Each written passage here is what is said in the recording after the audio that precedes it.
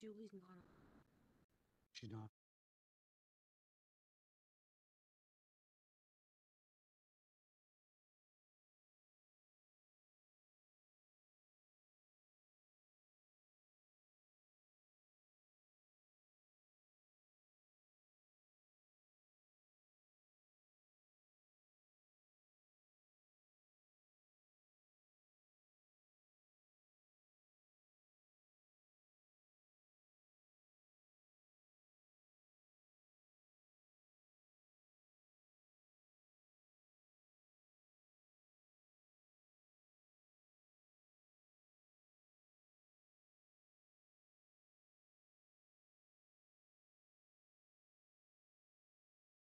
Okay, we're going to open the meeting. First of all, I want to introduce the councillors from my left to your right. Councillor Bob Duran, Councillor Mitchell Tweel, Councillor John McAleer, Councillor Justin Matart, Deputy Mayor Lanny Yankoff. To my right, to your left, Councillor Terry Bernard, Councillor Beck, Councillor McKinnon, and Councillor Ramsey, and myself, Philip Brown. So we're going to start off the meeting on 15 Park Street, but before we begin, I would like to appreciate that this meeting is taking place on traditional and unceded territory of the Mi'kmaq people. Just want to recognize a couple of individuals. I noticed that Mayor Clifford Lee's down there at the back. He sat up in front of this room many years. Councillor Duffy's out there also amongst the audience. Peter Bevan Baker, Carla Bernard, and I just want to recognize our interim CAO, Sue Fraser. So tonight's public meeting is to hear comments, questions on or concerns on the following applications: 15 Park Street, PID number 365593. Our staff member will be Laurel Palmer, Planner 3. Presenting on behalf of the Government of Prince Edward Island, Jason Doyle, Department of Housing, Land, Communities of Province of Prince Edward Island. Carleen Donnelly, she will be coming in, we believe, via video. She's a senior advisor to the Premier, System of Care for Complex Populations. Cheryl Painter is here, CEO of Prince Edward Island Housing Corporation, and Verna Ryan, Director of Strategic Initiatives. While we're back to in-person meetings at this time, residents will have the option to participate virtually if they prefer. Councillor Julie McCabe, she is in Halifax. She's trying to dial in, so she may be coming in shortly.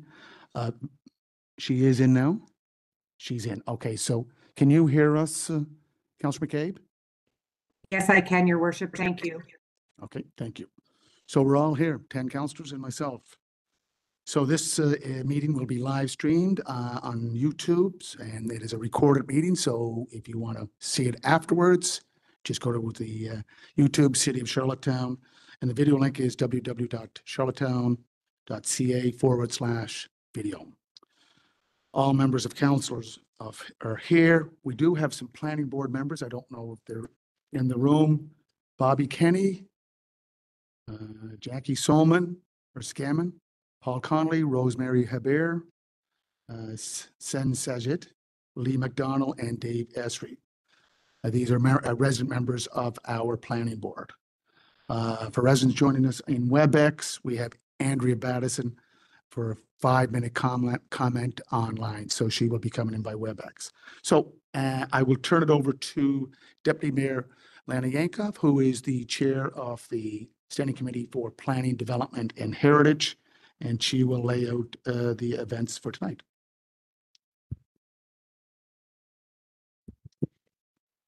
Thank you, Your Worship, and welcome everyone. Nice to see all you folks out tonight on this cold, stormy, typical January weather here in Prince Edward Island. We're going to start off with a brief presentation by the planning staff. They can outline to you what the application is all about.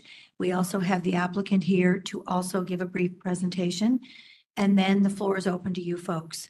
And we ask everyone, everyone has 5 minutes to get to the mic and and have their time. And we just ask if we can be mindful of the 5 minutes, because I suspect there's lots of you here today that have lots to say. And then we'll open it up to those that are online that also have something to bring forward as well. And so other than that, if you weren't able to attend, or if you have further thoughts after this evening, you have until tomorrow, January 31st, to also email to the planning department any additional notes that you want to ensure are part of the final package that will eventually go on to planning board and council. I just ask everyone, you know, everyone wants their time at the mic to talk about this very important file. So I just ask that we're all respectful of each other. And other than that, I thank you all for coming, and I'll turn it back over to His Worship. Thank you very much. Thank you, Deputy Mayor. So this is, just, Councilor Matart, do you want to say something? Excuse me. No, I just wanted to reiterate and just say, just acknowledge the great turnout here this evening. I encourage everyone to come up and share your views and thoughts on this file, as it is your right to do so. And I think it's very important for the process to hear the feedback on this application. So I encourage you to come up to the mic this evening and express your thoughts. Thank you.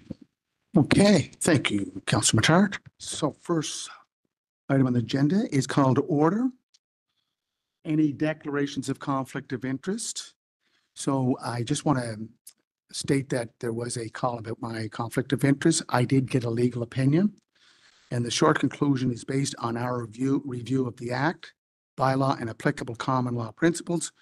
We are of the view that Mayor Brown is not in conflict of interest, nor is there evidence to support a reasonable apprehension of bias so as to disqualify himself from future discussions regarding the Community Outreach Center.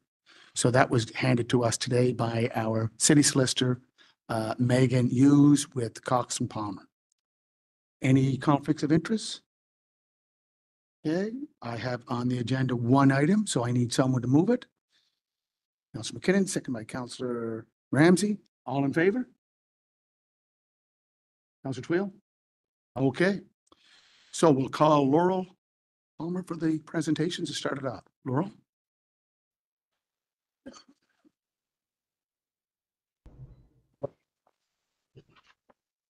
Good evening, Your Worship, members of council, ladies and gentlemen of the public. This is a request to amend an approved development concept plan for the Eastern Gateway Master Plan, which requires an amendment to Section 3.5A Eastern Gateway Waterfront of the official plan. This also requires an amendment to Appendix B, Comprehensive Development Area CDA parcels and permitted uses of the Zoning and Development Bylaw. The subject property is approximately 2.59 hectares, 6.40 acres, right here. And it's located on the northeast corner of Park Street and Riverside Drive intersection. It's designated comprehensive planning area by the City of Charlottetown official plan and zone comprehensive development area CDA zone under Section 44 of the City of Charlottetown Zoning and Development Bylaw. The property owner, the Government of Prince Edward Island, is requesting an amendment to the Eastern Gateway Master Plan and the official plan to allow a community outreach center and a shelter for unhoused individuals to continue to operate long-term on the property. So the buildings on site are comprised of two combined modular units which contain the outreach center on the southwest portion of the property behind the government garage, right here, and two modular structures containing 50 temporary emergency transitional housing units on the southern portion of the property, right here. Adjacent properties are occupied by a mix of land uses, including to the north, 15 Riverside Drive, EMCO Limited Manufacturing Facility. To the east, 18 Riverside Drive, Irving Oil Limited Storage Facility and Service Station. To the south, 385 Grafton Street, Tim Hortons and Wendy's eating and drinking establishments. To the southwest and west, Government of PEI undeveloped green space, PID numbers 825-927 and 336-537. To the west, City of Charlottetown surface parking lot, PID number 365585, which is an Atlantic Lottery Corporation facility and low-density residential dwelling units further west along Beach and Park Streets. The comprehensive development area zoning classification applies to adjacent properties on the northwest, northeast, and south.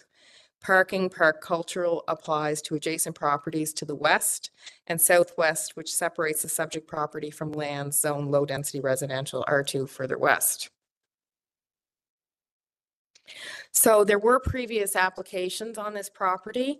On October 13th, 2022, City Council approved a temporary use major variance for the emergency housing units to operate for a period of 1 year. Then on September 23rd, 2023, Council granted an extension to allow these emergency housing units for an additional 1-year period. Also on January 22nd, 2024, Council granted approval to allow the Community Outreach Center to operate on site for a period of 1 year under a temporary use major variance. So the zoning and development bylaw stipulates the process for amending an approved development concept plan. And in accordance with section 3.10.4 of the zoning and development bylaw, on October 10th, 2024, Council approved the request to proceed to public consultation. And on January 13th, 2025, written notification was sent to property owners located within 328 feet, 100 meters of the subject property. A total of 13 letters were sent to property owners within that boundary, advising them of the public meeting to solicit their comments and feedback. To date, a total of 33 written responses have been received. There were 3 in support and 30 in opposition. I'll now turn it over to representatives from the provincial government to present the details of the application.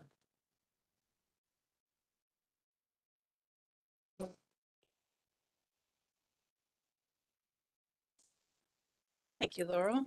Worship. Good evening.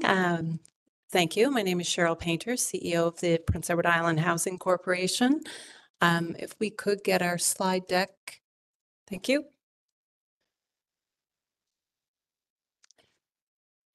And the next slide, please, here.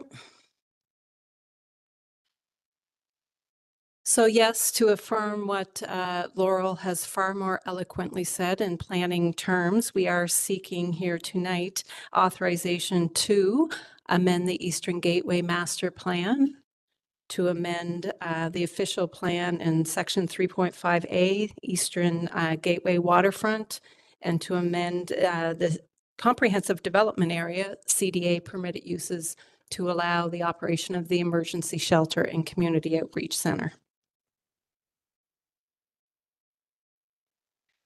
Our current plan for the site, just to reiterate some of those dates, our temporary variance did expire in December 2024 for the Park Street Emergency Shelter. And just to clarify that the emergency shelter is not 50 individual housing units, it's 50 shelter beds. The Community Outreach Center variance is set to expire in March of 2025. And our proposed plan here this evening is for the 2 services to continue to remain in place with no new services being proposed.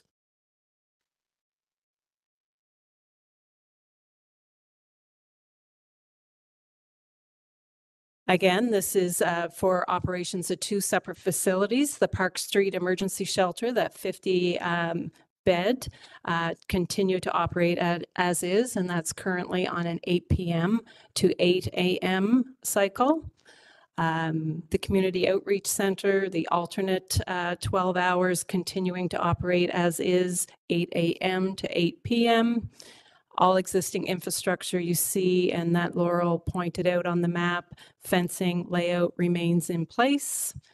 24-hour security coverage, which is in place now with the details you can see making that up below. That's private security coverage.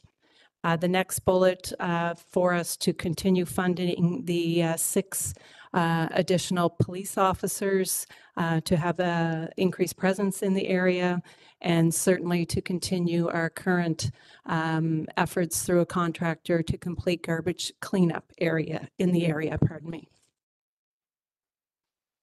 This is the same map that Laurel had up, so I won't speak too much time to it there. You'll see the outreach center on the left-hand side of the map and the emergency shelters on the top right. And I'm going to turn it over to Jason Doyle now, Director of Housing Operations, to speak to the next section of our proposal.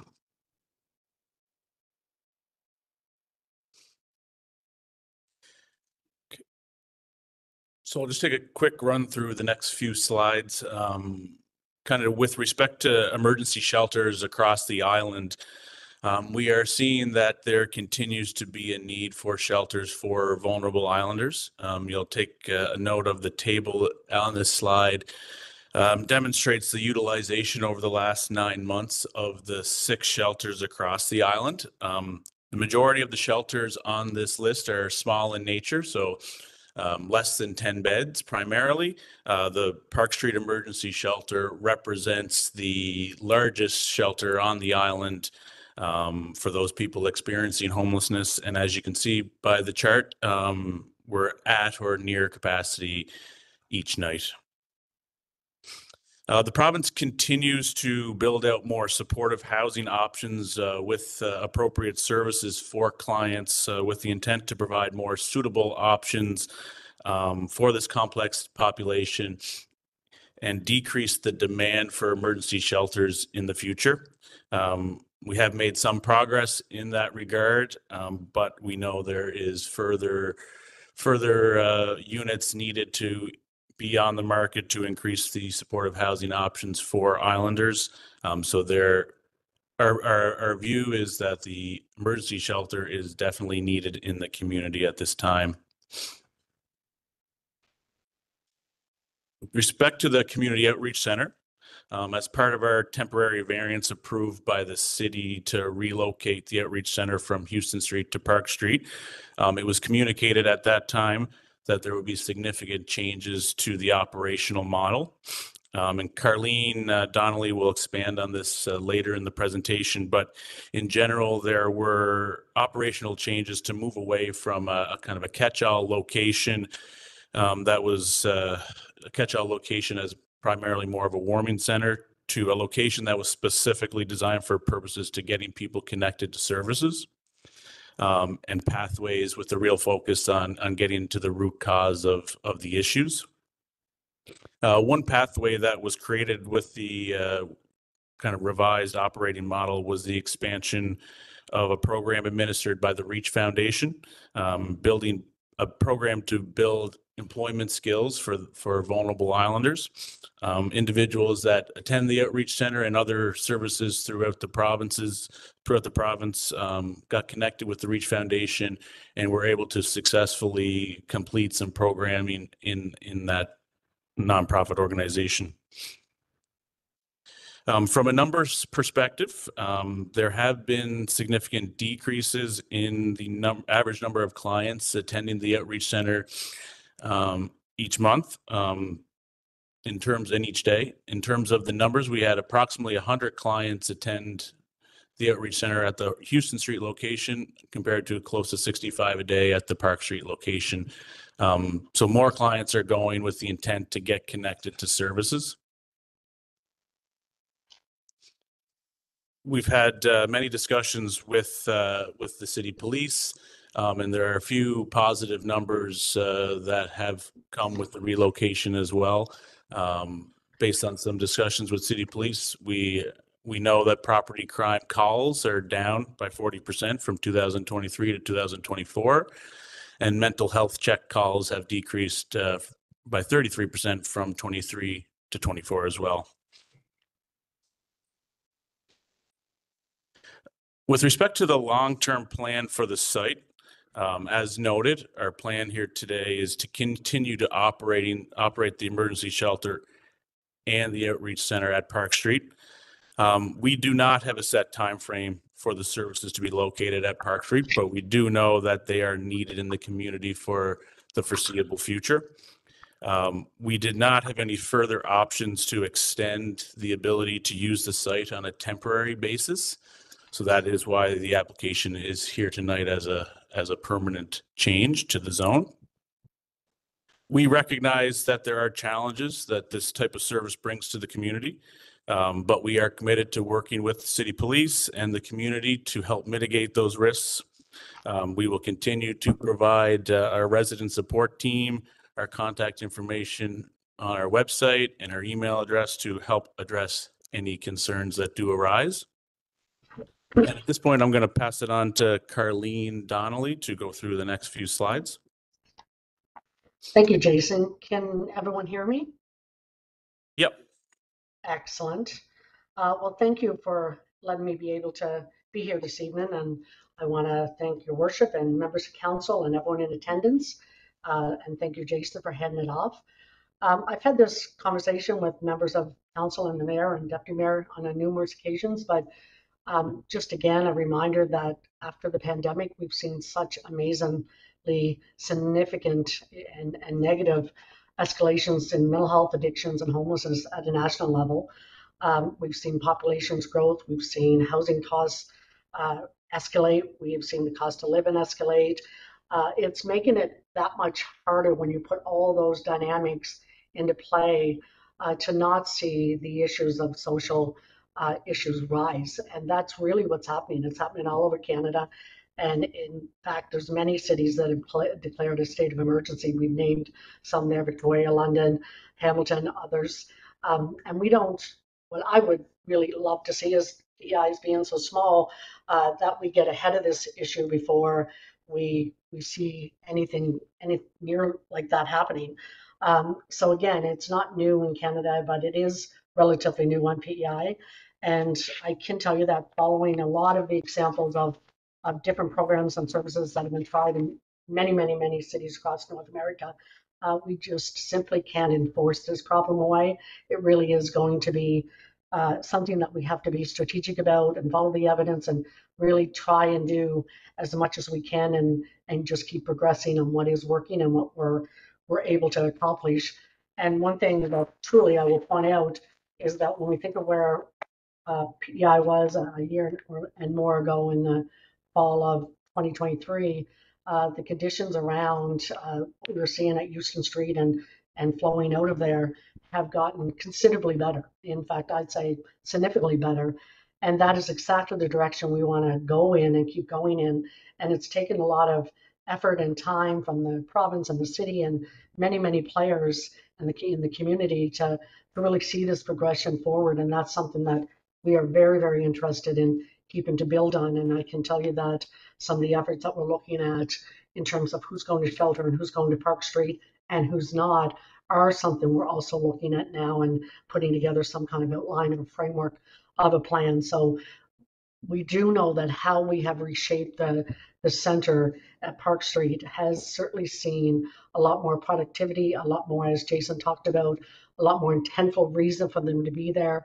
And when that's understood, they are moving forward with it more of a plan in terms of what will it take to move them forward into some more healthy fashions. And that's working with Access Mental Health and Addictions, that's working with other community players. But it is, I will really reinforce, it is working and it is seeing a lot of progression. Can we turn the slide? Just to remind people, I've said this before, it's just a flashcard to show you really kind of from the World Health Organization what really makes people sick. And a lot of the factors in your life, like your income, your education, your gender, even your social safety network, your nutrition, all those play such a big resource in terms of how healthy you are. And then, of course, your healthcare and access and wait times and being able to really be able to take care of yourself or even get into some places and have a doctor and being able or nurse practitioner to help with your care.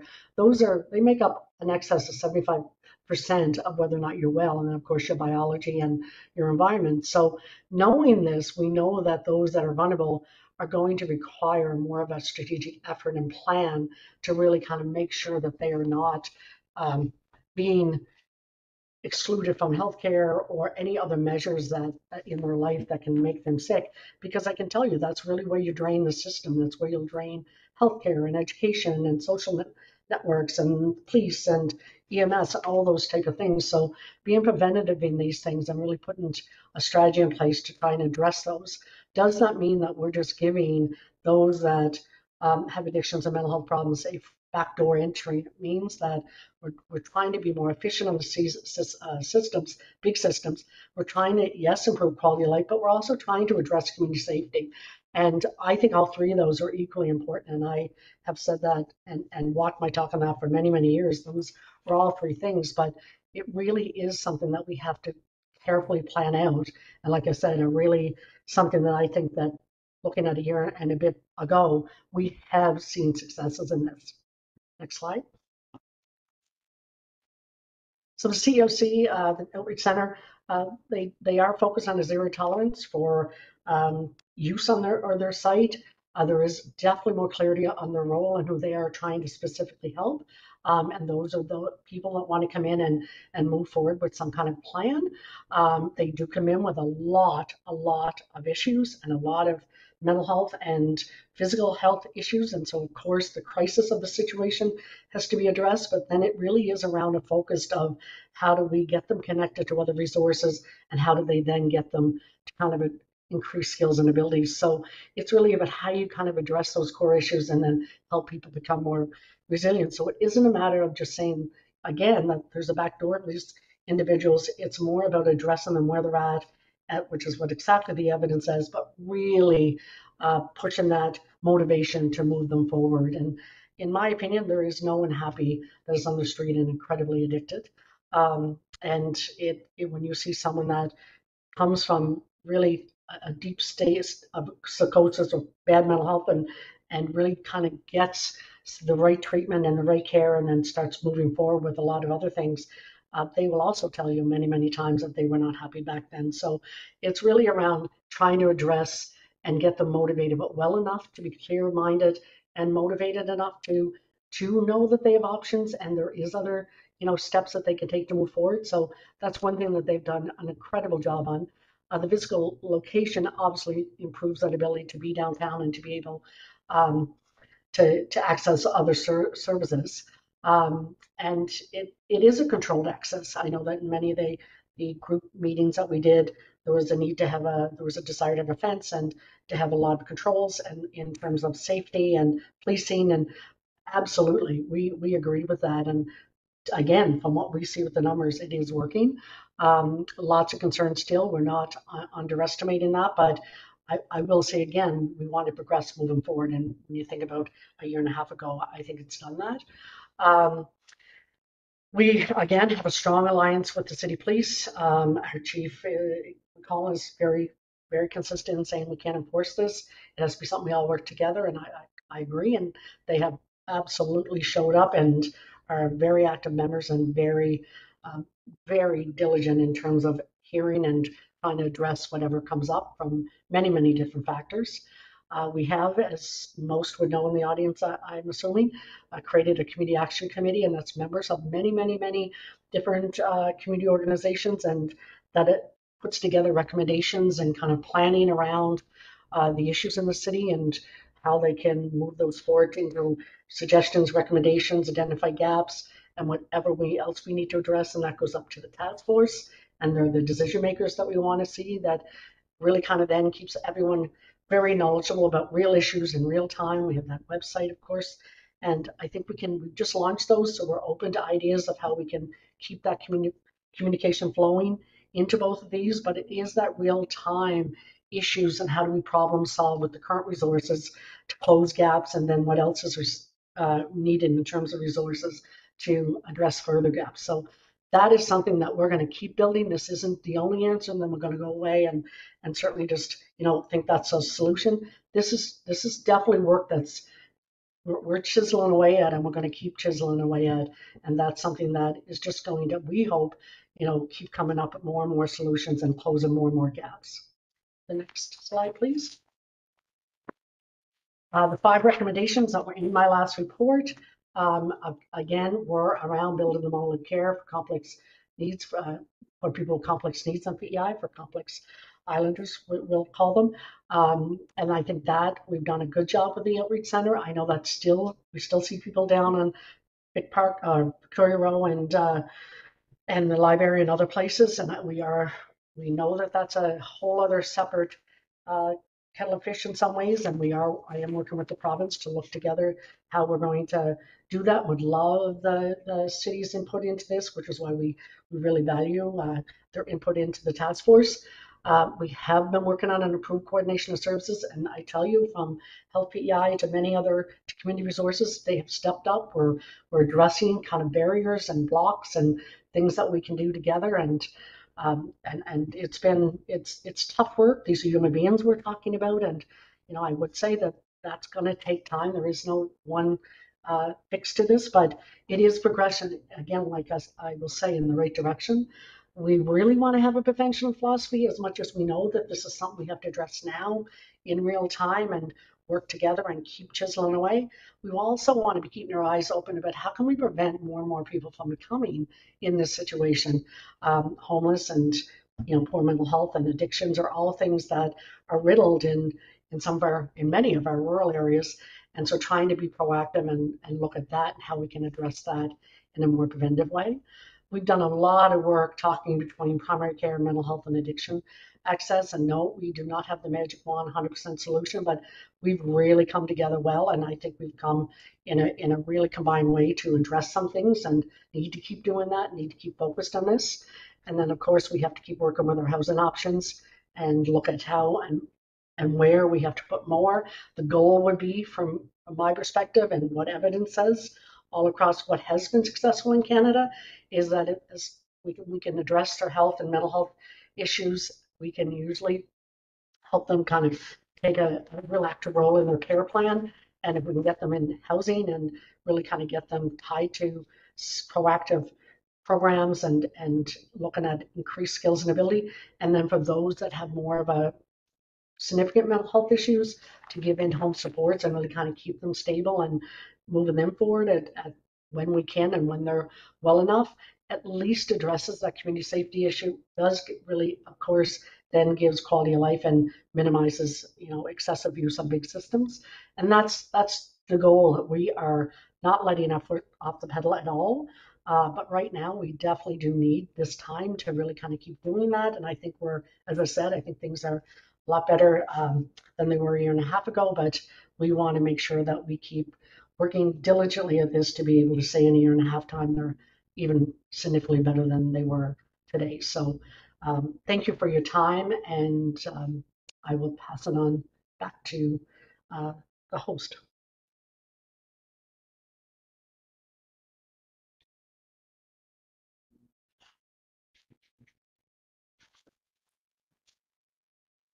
Cheryl, is that it? Is no other presenters?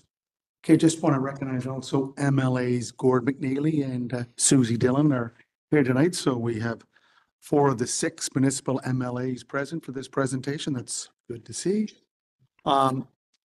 As for opening up to the public, just a reminder that each speaker, and there is a timer here, will be given 5 minutes to speak. Since this is a public meeting, we ask that before speaking, you give your name, you can give your address, your street, your ward, or just where you're from, Charlottetown, North River, just, we have to know where you're from. And whatever feels most comfortable for you. Please, again, this is a public presentation. Everything is being documented, so please show respect and decorum to all participants. The mic is there in the middle of the floor, and we'll open the mic up right now.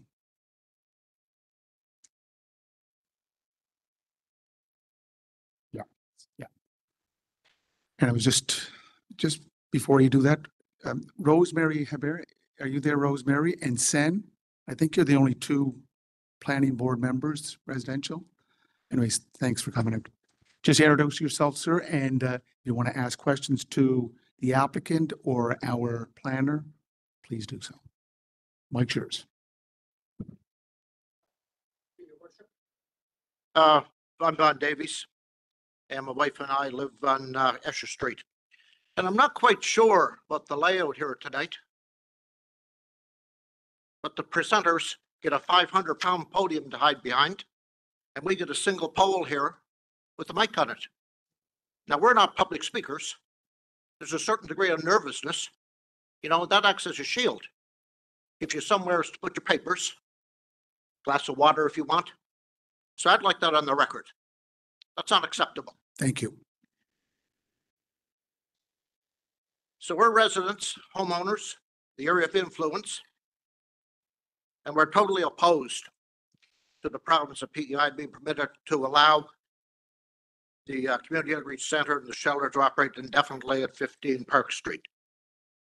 This application is very disappointing, though in all reality, I guess it shouldn't be. The entire file was mismanaged and filled with incompetence from the start. Now with the province permanently keeping the outreach center and the shelter in its current location, one can only conclude that the residents were purposely misled, force-fed false information, and deliberately lied to. This is a case of broken trust with the residents in the area. The residents were told many times that the current location and outreach center and shelter were temporary for 1 year. Many times this was discussed at council, and the message was 1 year. And I've watched every council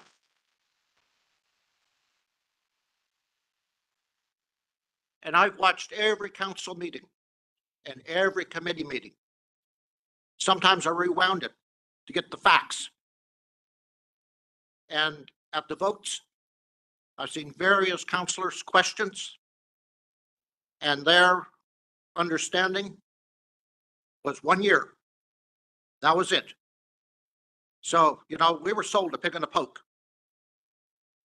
Now, the province here is just playing and using with the city, making a mockery of the process in council. Since this here went down from Houston Street to where it is now, Park Street, area's got much more problematic. Wailing of sirens, individuals shooting up, screaming, arguing on the trail behind their home, individuals screaming at all hours of the night. And I will give you, it's the winter now. But when the weather warms up, it'll go back, same as always, past practice. Sitting at our table, it is very common to see police activity on the trail. Having your supper. In one sense, we're under police occupation. Maybe that's not a bad thing, but we're paying for it. Why the heavy police presence? Very simple. Somebody thinks we're not safe in your home. Nothing else it can be. So rest assured, if the current location and shelter is made permanent, the next step will be a bogus safe injection site at Park Street. Basically, a tax-funded dope den supporting the illegal drug trade and associated crime. And I've seen the press today where the province says they changed their mind on that, but they've lied to us before. I wouldn't believe it today. I wouldn't believe anything that came from the province today. It's gone way past that point in time. So, enough of the sham and the scam. The city must turn down this application and take a residents first approach. Thank you, Your Worship. Thank you, Don.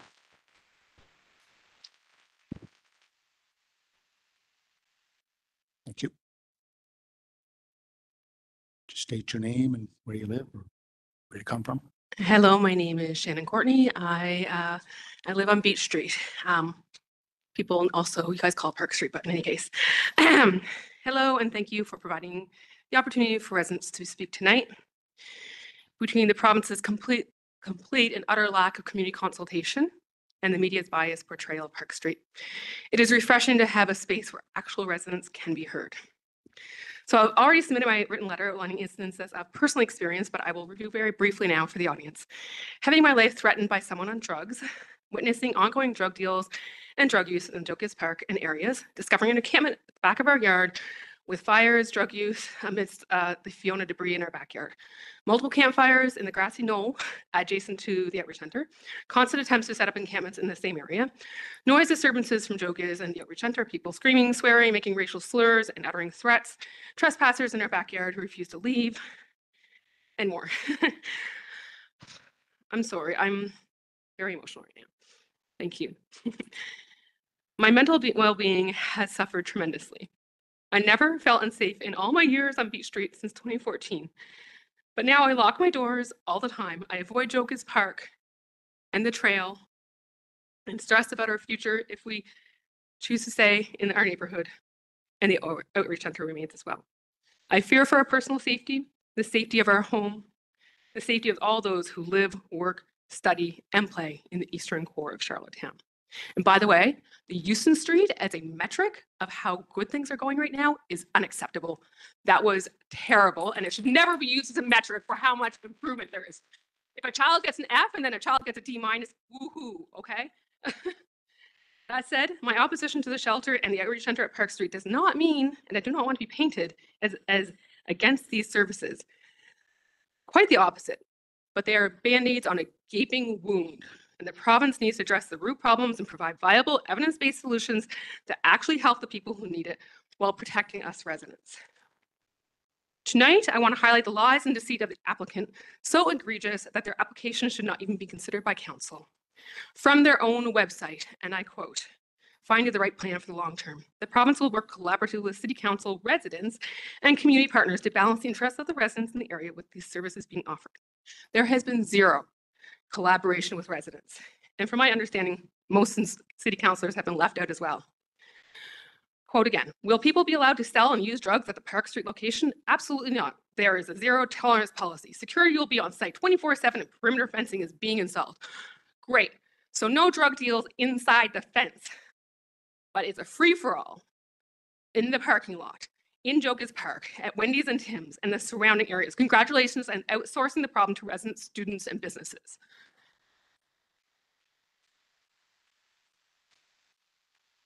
Another quote from their website. "Have you engaged with residents?" This is FAQs, by the way. "Have you engaged with residents and businesses in the Park Street area? It is critical that we maintain a level of trust and understanding with community. We are working with neighbors to address their concerns as efficiently as possible." There has been zero engagement since April 2024. The only province-led meeting was February 2024. Invite only for Beach Street residents. To their credit, Caroline Donnelly and Jason Doyle, who were the provincial representatives, let us voice our concerns and provided some answers. Caroline, for example, agreed that a busing system would negate the need for the outreach center to be downtown. She also agreed that a decentralized model serves vulnerable people best. Most notably, however, Caroline and Jason explicitly stated that the province would not apply for permanent rezoning and the outreach center would be there for only 1 year. For obvious reasons, there is no trust left for us residents to give. When someone shows you who they are, believe them.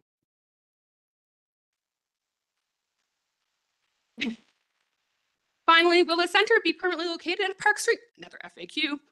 This will be a temporary location for 1 year. A year will provide time to ensure the network of programs and services is coordinated, cohesive, and connected.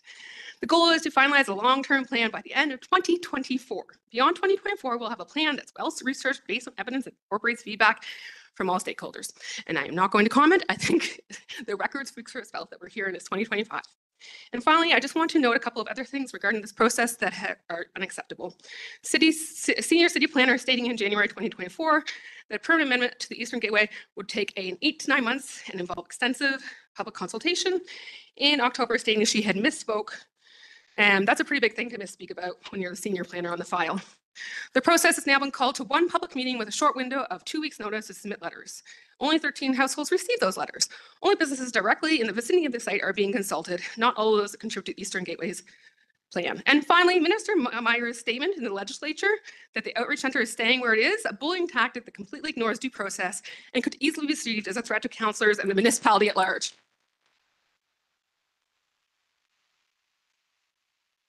With all that said, I do urge you, the council, to stand up for your residents, as Yvonne said. And finally, to the audience, if you have not written a letter to council, please go home tonight and do that. It doesn't have to be, a novella, but we need it on record. We need this on record so we can shame this government for years to come. Thank you.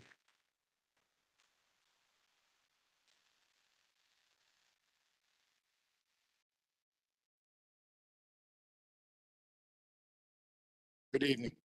Boyd Bearden, the new Beach Street. It's with great sadness and disappointment that area residents, myself included, have to endure yet another meeting regarding this property. Residents have stated many times in the last several years that we don't want this blight in our community. We have stated many times the numerous reasons that this center does not work here, yet you do not listen. We're tired of being lied to both by the city and the province. In the past, the city has given in to the province and put conditions on several variances to allow the facility to exist, then ignored the situation when the province failed to meet those requirements. We've had the mayor break ties to allow this to happen, only to find out that he had relatives sit on the directors at the outreach center.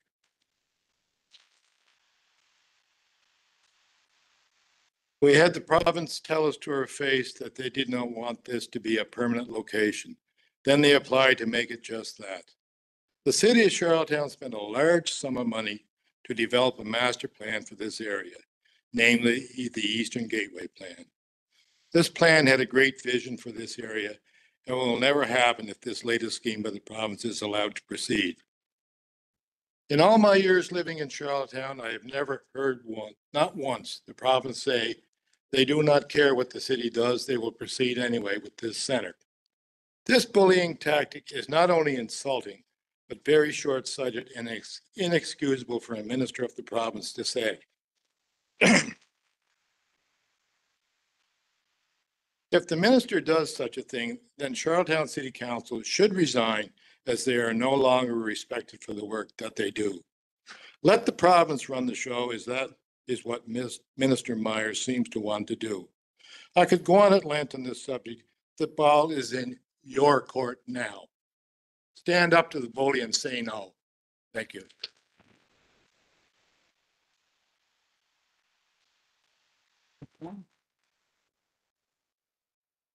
Mic's open. My name is Philip Shields, and I am a resident of Linden Avenue in Charlottetown. So, to begin with, I'm opposed to the what's currently being proposed by the province. The fact that it's going to be long-term or no end date as far as the variance and the outreach being in Park Street. We've been told multiple times, multiple media, that this is temporary. I think the province needs an English dictionary because they don't seem to understand. You can say all you want that, oh, well, things change. Everything, it changes. We have yet to be told, we have yet to see a report. We have yet to receive anything that states as to why the outreach center, or for that matter, the emergency shelters, cannot be located in another part of the city. Nothing, except for our new Minister of Housing, the PC bully, as I like to call him, Stephen Myers, comes up and says, it's not moving, end of story. I'm sorry, it's not end of story. First of all, the province has an elected city council. Charlottetown residents have elected city councils, and you guys are been elected to represent your ward into what's in the best interests of the citizens of Charlottetown. It is not up to the province to dictate things. And if you think this stops here, if you guys all agree to it, what's going to stop the province, whether it's this government or another government, from now bullying not only Charlottetown city councils, but all city councils to get their way, no matter what? It's ridiculous. It's ridiculous. Your worship, Mayor, you once said after Myers came out with his statement was the fact you wanted to take the high road. That's fantastic. And all city council, great that you want to take the high road. We need you in the trenches with the rest of us. And I'm sorry, you need to stand up to this province and tell them, come up with a game plan, follow through on your words, and keep going until we find a solution that will work. There may not be better locations in Charlottetown. How are we supposed to know if the province doesn't follow through on everything they said? Because they don't.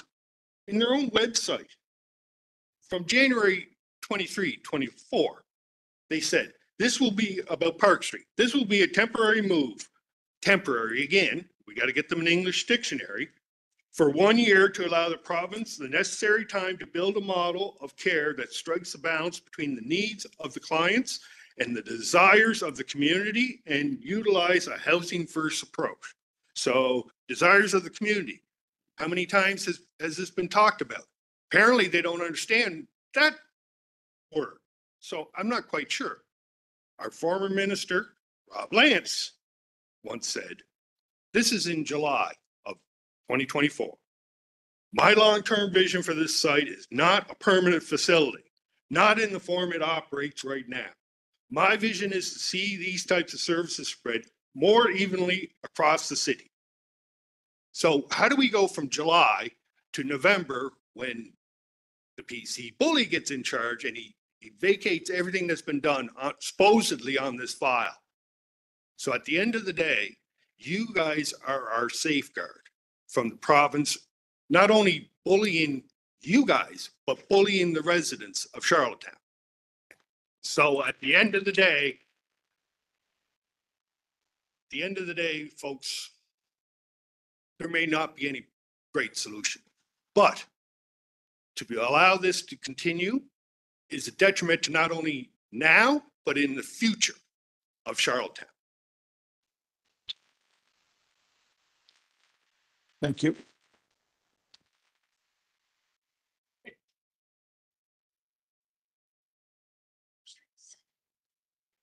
You go first. Okay. Just state your Maria name. Whitaker. I am a resident of Beach Street. I would like to first say I have zero desire to advocate against people that need help getting help, but I don't want it to be at the expense of common sense. As such, I cannot support this application by this applicant and in this location for various reasons. One, I disagree with the delivery method of the outreach center. I don't believe handing people needles and a pat on the head and sending them on the streets is going to help anybody get off of drugs. I believe they're only securing their future paychecks and the drug dealer's future income by doing so. I don't believe they're making success at getting people off of drugs. We heard the Department of Health yesterday say there were 7 deaths overdosed in 2023, 6 overdose deaths up to June of 2024, and we're somehow supposed to believe this is working. 2, I find it difficult to trust the applicant based on previous information which has proven to be wrong, as well as a myriad of broken promises, many of which would have been very easy to keep, such as, but not limited to, regular and ongoing updates. That didn't happen. A committee that included area residents for our input. That didn't happen. Privacy fencing, unless you count like sheer pantyhose private, because that's about what we're looking through into Jogas Park and the drug dealers there. They promised that there would be no loitering, but that happens all the time. And lastly, for time purposes, the permanence of the location. I don't understand how the housing minister in the form of Rob Lance can stand on my doorstep and promise me this isn't going to be a permanent location. And mere weeks later, the housing minister in the form of Myers tells me via the news, this is where it's going to be and none of us have a say in the matter. I have grave concerns about the governance by a minister who has such blatant disregard for the planning process and the area residents. Especially one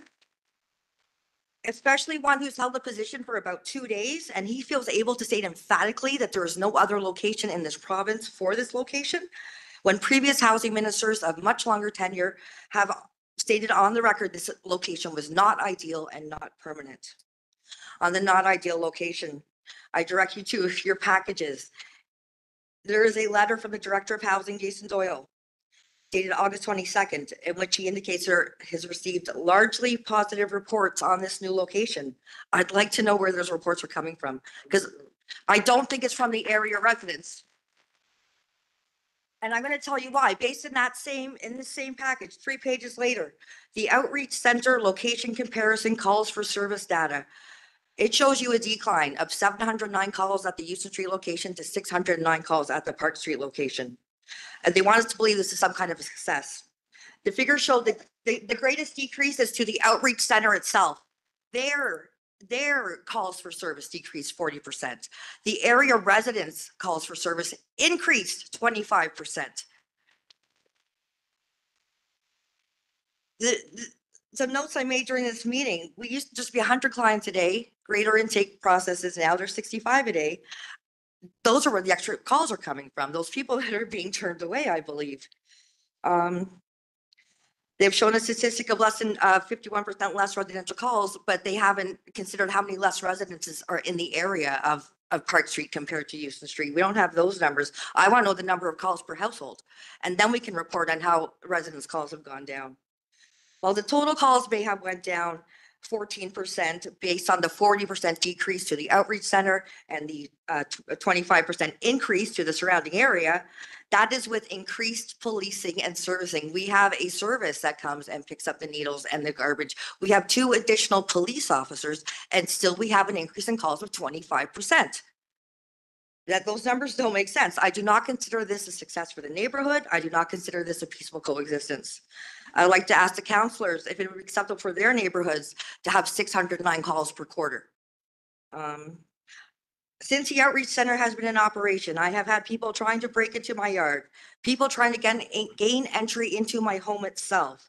I have seen people pass out on the street, shooting up, smoking God knows what, screaming and physically fighting at all hours of the day and night, and will no longer have my family or friends in the backyard unless I subject them to the general debauchery of Joe Park and the method crack fumes that are wafting through the neighborhood.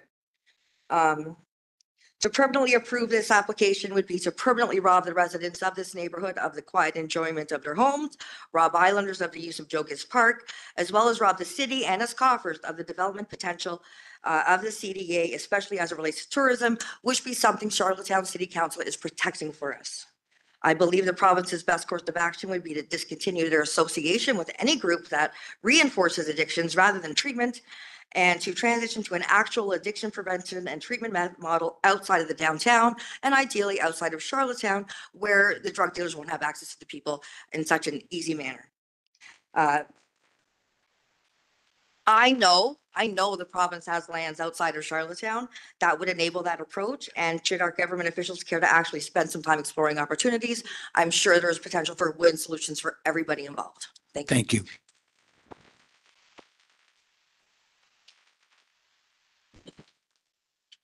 Hi, my name is Herman Bradshaw. I own a place in Park Street. You should be ashamed of yourself, even coming to my property, even to tell me what you would do for 1 year, promise the whole community that these people are going to be a short term there, and turn around, just lie to us. That's all you do. We go to the parks, we find needles in the park. It's okay. How could you live with yourself? Each and every one of you, how could you allow this to happen to us? Because you guys do what you want to, and you think you can get away with it, but it'll come back to you in the future. I don't even know how you can sleep at night. How could you even do it? Could you buy a place there on Park Street and look at yourself and say, well, down the road, you try to sell it, would be not worth nothing with a bunch of animals tearing the place apart. I had my vehicle broken into. I had people jump out in front of my wife when she's even coming home from work at late hours at night on drugs. And you guys have these police, other people have police run to the doors to tell them they have to be safe and everything. No, only on our street, because you guys allow it. And you can stop it, but you don't want to. You're going to do what you want to do, and the hell with us. And as far as I'm concerned, you can kiss my ass.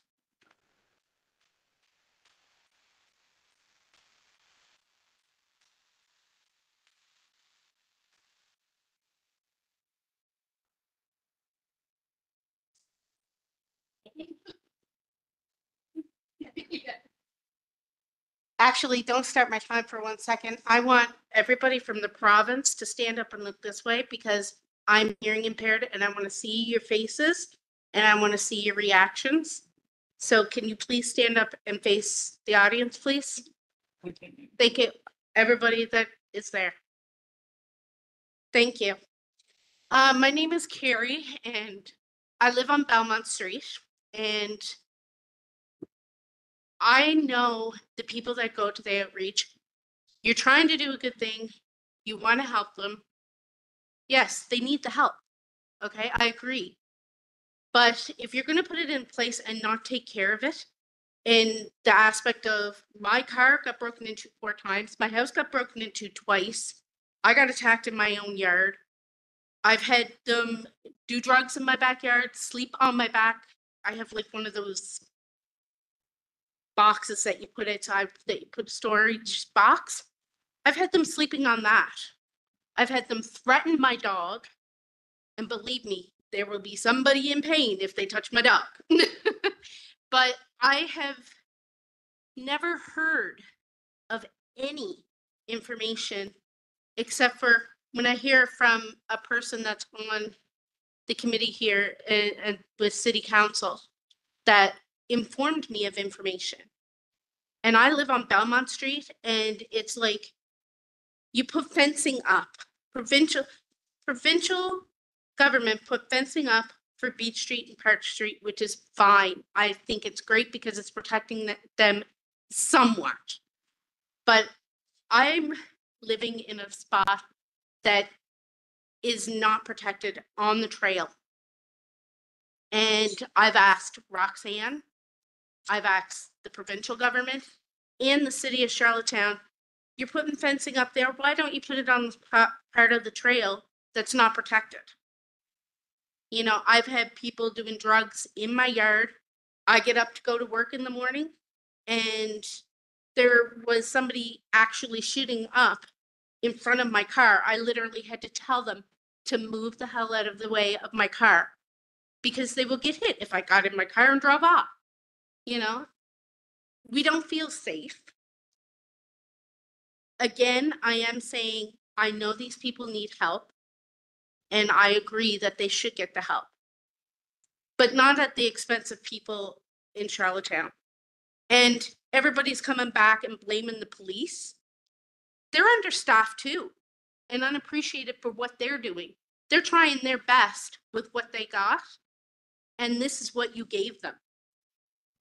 It's nobody's fault except for yours. And where is Stephen Myers?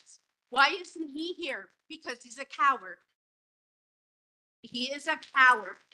If he was any bit of a man, he would have showed up here. Yeah. He would have showed up and took responsibility for what he said. And bullying Carla on a video that I saw, unacceptable. Unacceptable. And then it's like you need to have, I don't know how to say it. If you want to have this and you want this project, pretty much grow a set of balls and take care of it. Thank you. Again, we have to be respectful of everybody here, so please keep that in mind. Hi, my name is Cindy Carter. I live on Linden Avenue in Parkdale. And I'm not a public speaker, I'm a nurse by trade. I spent 43 years of my life looking after people and have very personal relationships with losing a sibling to addiction at a young age down at passed away at McLaughlin's Hotel. So it's very personal to me.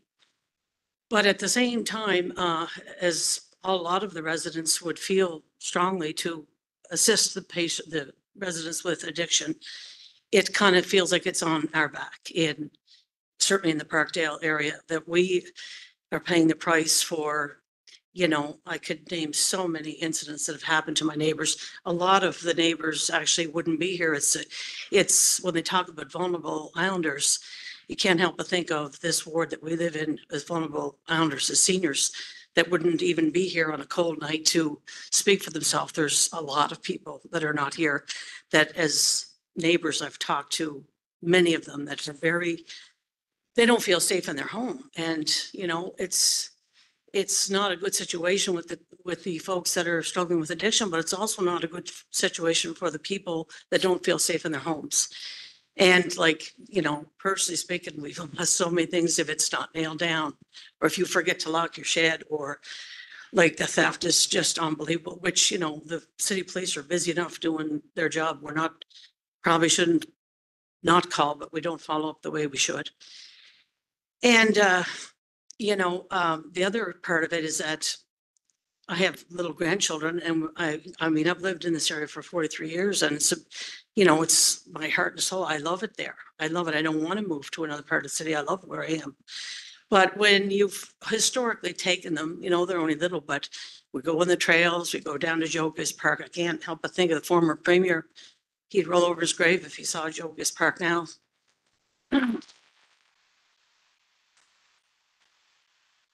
So I took them down there. I said, you know what, I'm still going to do it, despite the fact that, it's kind of a scary place. My sons, who are their parents, were like, don't take them to Jogas Park, but I did. And what they witnessed on the bench there, is such inappropriate behavior. I wouldn't even say in a room full of people what it was. They're 4 and 5 years old. It's just not cool. And then if they run around to play the little bushes there, you couldn't take the chance. My little grandson Connor come back with I guess it's some kind of a clip you hold, something to give drugs with. And I was like, oh my God. So these are the sort of things, like when you don't have a dog in the fight, it's easier maybe to make a decision that this is a good place in Charlottetown to put it. But if you were to ask yourself where I live in Charlottetown, wherever that happens to be, nicer areas of Charlottetown, whatever, Parkdale where we are, would you like to have this real close to your house? The answer would probably be no, I would really not like to have it. And,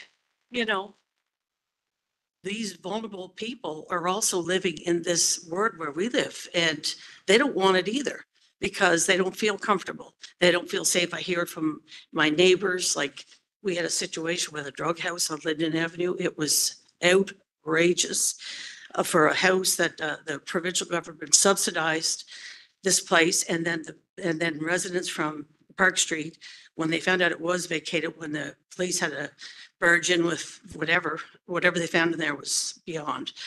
And then they came and lived there.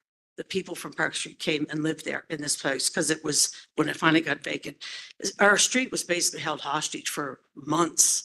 It was unbelievable. Night, day, 2 o'clock in the morning, 4 o'clock. I wouldn't feel safe to have my grandchildren sleep at my house because of the goings on. It was outrageous on Linden Avenue. Anyway, that being said, we'd really appreciate it if, I know it's a tough job for you guys. Appreciate you coming here and listen to our concerns, but if you guys could speak up for the residents in this area, we'd really appreciate it. Thank you. Thank you.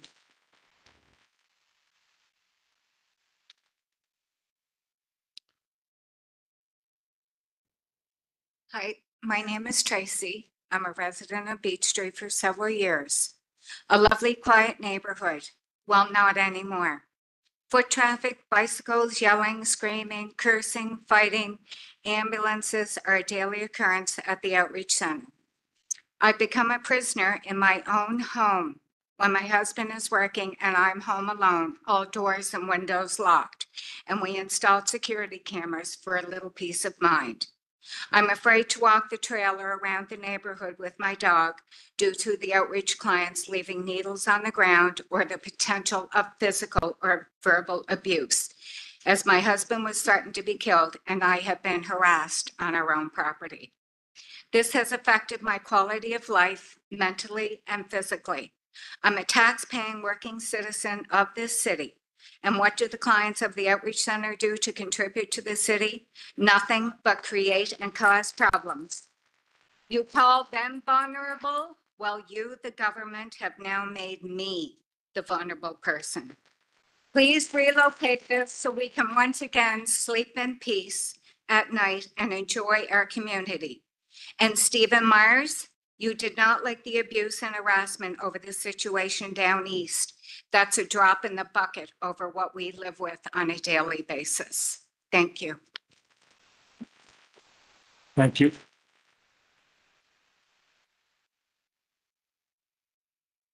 Mike's open.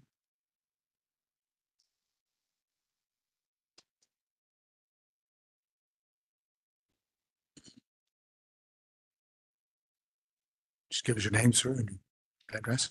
Good evening. My name is Frank Morrison. I am a resident of Charlottetown by way of Pleasant Grove. So I've been in Charlottetown for 10 years, but I've worked for 35 years or close to it at Holland College Charlottetown Center, next to the Jogas Park.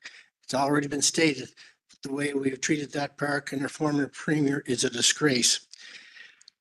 Why would anybody run for public office if that's the way we're going to treat our premier?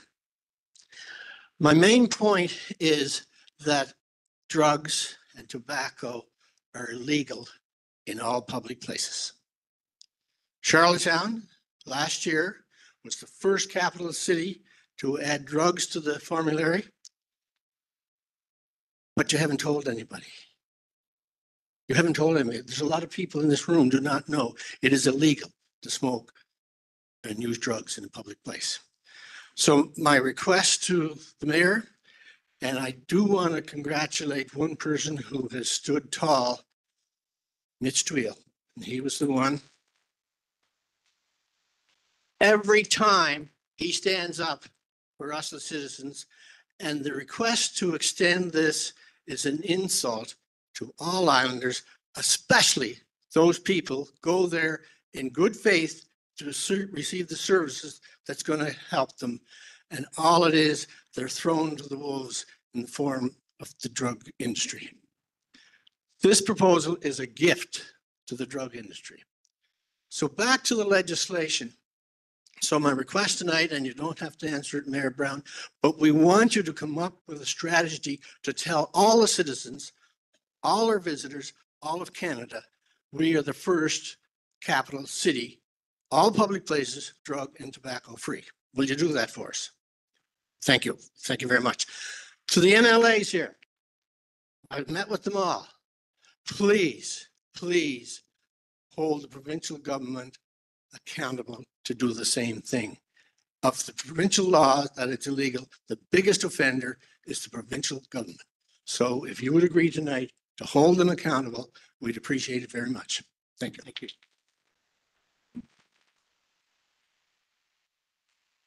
Thank you, Frank.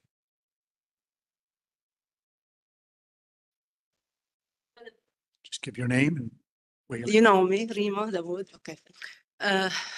You have to give your, I don't live at Park Street. And you know that. I live in down, whatever. you have to give your name Rima Dawood. and Charlottetown. Charlottetown. Yeah. Okay. Philip, I'm here because I don't live there, okay? But I care. I was shy to talk, but actually, no. I said I'm not gonna be shy because we all supposed to care. I care about my friends, about all people in Charlottetown. I think we all in this, and this affect all Charlottetown, not only the resident. I don't know why people like, where are the people? Like, why they didn't come, show up? Like, I was almost gonna cry. Last time I was almost gonna cry because I care. I am a person who I give, I support others. I support every day, 2-3 people a day. I work with my friends. I work at Sudishir. I care about anyone who struggle. I care. Like all my friends, whenever they have anything stress, they come to me because I have a heart. I don't know what's going on with this world. Like there's no heart anymore. Like those people are suffering. Like, I don't know, like I'm a friend with Natalie Jamison, but I don't agree with her. But doesn't mean I don't like, I still respect her, but I don't agree with her on everything. Sorry, I'm on media, but I care about everyone. So we should care about our children, about everyone here, because we live here. We live in Charlottetown. We want it to be safe again, like the old days. Since when drugs is okay? Since when stealing is okay? Like I work at Sudishir. One lady, she come and steal almost 3 times a week and nobody do anything because it's a habit. And now they give it like, it's a habit for them. And stealing drugs is like, I don't know, like drugs is I don't know, since when drugs is okay for our kids, we have to be careful. We have to be careful for next year, all the years are coming. It's not because the people are suffering now. What's after? What's come after? The kids, they're gonna be, like we have to be careful about this. I just wanna tell you guys, like I care. I appreciate the police and everyone, and I appreciate all the counselor. I know some people are working, some people are not working hard on this, but just wanna say we care, we have to take good decision about this, and we have to support them, and we have to be careful for the future of Charlottetown. And I don't know what else I can say, but I care. I can, whatever. I can talk and talk and talk until tomorrow, but I hope they take the right decision. And everyone, when we go to sleep, think about others. If someone from the government, let's say someone have cousins and live there, or my daughter live there, I think I'll do like more than, like I'll come nag every day to take whatever. Thank you. But you have to take the right choice, please. Philip, you know, I know you're a good man. So whatever, like I'm just saying, yes, maybe he's good man, maybe he's not, whatever. I don't know. Get that all the But time. I think they don't let them do their Comes with the job. They don't let them do their job, right? I know everyone. At the end of the day, take the right decision. Drugs is not good. Thank you. It's gonna affect all of us. Thank you.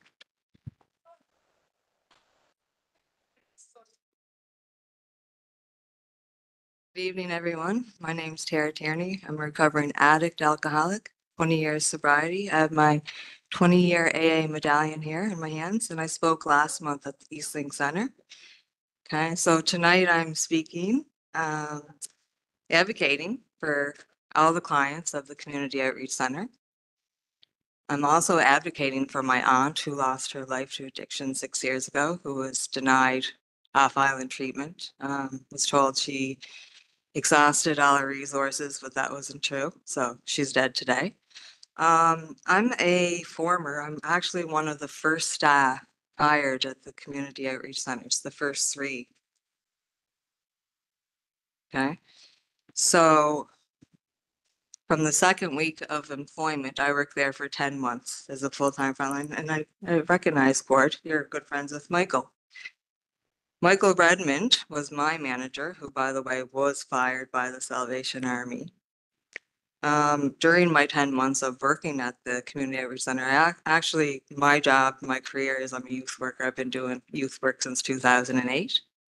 And the reason why I became a youth worker when I got sober was because I survived the streets of downtown Calgary and I was perpetrated in a gang of 500 members. Right? So I was heavy in my addiction. Yeah, I became very addicted to hard drugs. And it was by the grace of God that I'm still standing here today. My first question would be, okay, so this is between the province and the adventure group now, right? Is I'm correct? Roxanne's still the director. Back in 2019, Michael Redmond worked under the Salvation Army and thought it would be a good idea to open up a warming center through the Salvation Army in August of 2019. August is pretty warm then, right? It's not really any need. I didn't see any need to have a warming center in August. I guess there was some rain coming that night. There was 12 people that got serviced, and 5 months fast forward, Michael becomes the outreach center manager, and as well as Bedford McDonald. In Michael's, when Michael got fired in his position, they hired his best friend, Alan Hicken, who was a t-shirt cruster, an agriculturalist. See, I'm the one in the whole facility that had any experience or credentials working with a vulnerable population. I thought it was really odd when I got hired that I wasn't asked for a criminal record check. I actually went and took the initiative and got one myself. Then COVID came. See, the Outreach Center hasn't just been at Park Street and Beach or Euston. This started off. My question is, I want it answered, and I think a lot of people like this question answered tonight, is whose initial idea was it to start the Outreach Center? Is a warming center pilot project? Does anybody know? Do you guys know? Yeah, I think were you not at the first opening at the old Shamus store, corner of? Yeah, I was one of the first employees hired. So whose initial? The minister that was there was Minister Hudson, so that was. Minister Hudson. Yeah. So it was his idea to open up a warming center? I think Gord McNeely was there also and some others, so. Whose initial idea was it? I think it was provincial funding, was it not, Jason? Right, well. And then after COVID started, it went to Birchwood. Yeah, but whose initial thought? It takes one or two people to have. Well, a it wasn't meeting, us. Right? It wasn't the city, so it had to be the province. So He it was, would be the province then. I- Whose idea it was. have you spoken to Mike about it? Michael, Redmond? no, Well, he's no longer there. I don't work there I know, anymore. but he would be able to tell you. So then Roxanne Carter Thompson, she wanted to end poverty in 2019, right? She's the chair of the advisory council. So the answer would be the province made the decision, said, let's open up a warming center for the vulnerable population. Is that correct? Province decided I that. would say, yeah. We have to remember that the province provincially is responsible So- constitutionally for health So- and education. So So during could I my, just say that we're just coming down to your time? Do you want to wrap it up? here's a example, here's a sound of a homeowner on Houston Street. This is street on this one. And yours? Clean up that mess. No, don't build me. Maybe I won't. I don't like the cameras in my face. You want me to catch you? I'll catch you. I'll catch you. You want a gun in your fucking head? You want me to come back here where you live? I know where you fucks live. You want me to come back here? Hey? You want me to smash every fucking window tonight? You want me to bring my 6 brothers back and cut your That's on Escher Street. No, I'm just saying, it's just clarification. Right? Does it matter exactly where it is? No. Doesn't. Okay. So me personally, right, being in recovery and recovering addict, alcoholic of 20 years sobriety, and being the only one employee of the outreach center that actually held credentials and had a lengthy resume, right? I was let go by the Salvation Army, right? Given a letter. They said it was a really hard decision for us to make, Tara, but we don't feel you're suitable for the next phase. And you know why I wasn't suitable, I think, for the next phase was because I started questioning Michael a lot, right? And I kept getting avoided, my questions. You seem irritated, Philip, are you? You a little irritated? You seem a little irritated. I mean, No, free I'm pizza just- is always nice, but we have free 5 pizza minutes. We have is 5 always minutes. nice, right? No, we have 5 Yeah, minutes. on one day you had free pizza. It's the new opening Yeah, of but- Pizza 67. Okay, What about the homeless? Did you offer them any? thank you very much.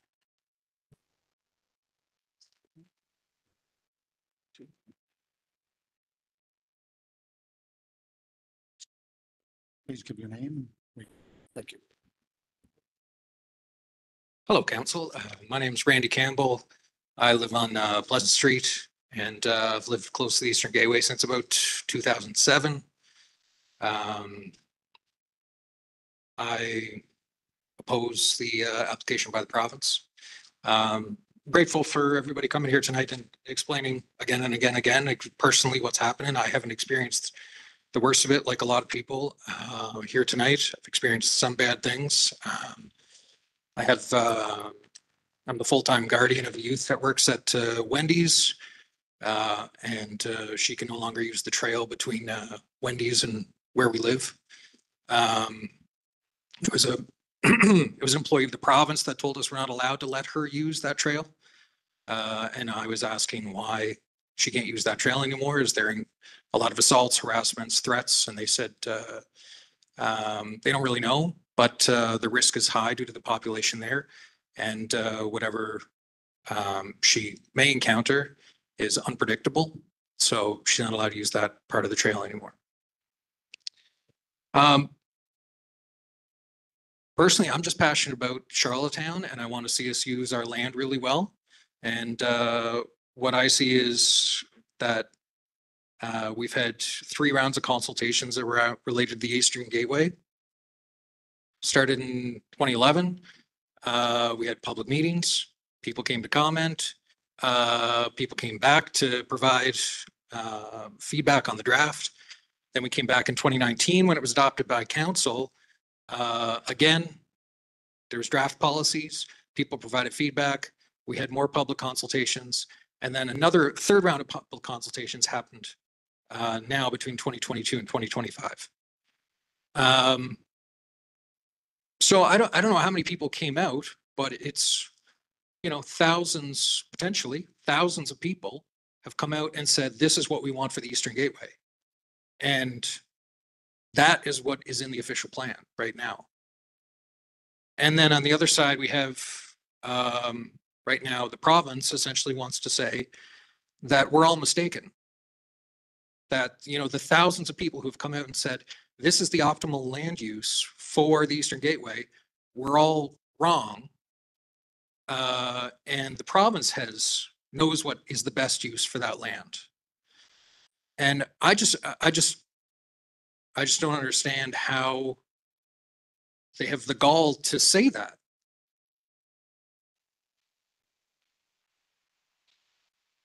So thousands and thousands, like I don't know how many people came out over the last 15 years, and it's been like the plan was developed 15 years ago, but the consultation process has been repeated 3 times now.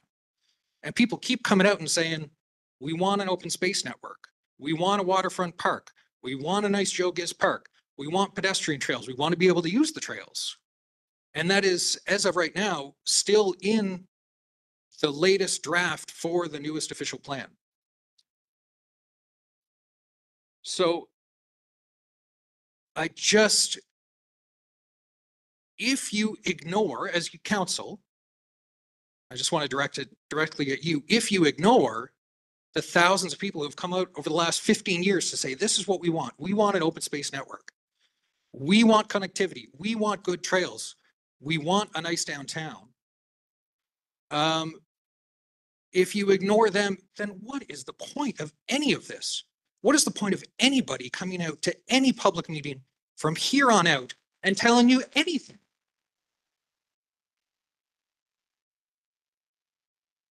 And the last point is this is how we make good decisions, is by people coming out to these meetings. And people are busy. Like, it's hard to get people out to public meetings as is. And if you're going to go back for the last 15 years of public meetings and say none of that matters, you're all incorrect, you're all wrong, we're just going to do what the province wants us to do. I think it's going to tell everyone in Charlottetown that it's a waste of time to participate in this process, and that is going to hurt our decision-making going forward. I just really want really want us as citizens to be able to make good decisions.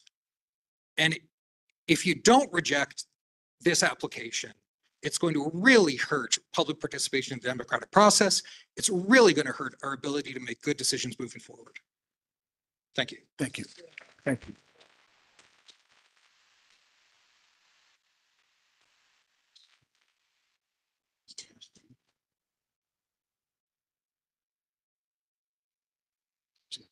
My name is Shelley Ellis. I live in Charlottetown. And my question is how many people have you saved at the outreach so far in the last 2 years? How many did you save? Because I got Liz, Karen, Blair, Scott, Brandon, Kenny, Kara, Allen, and Keegan that all died in the last 2 years from overdose. So how many did you cure? And I have a brother that overdosed. So where's your treatment and where's your help?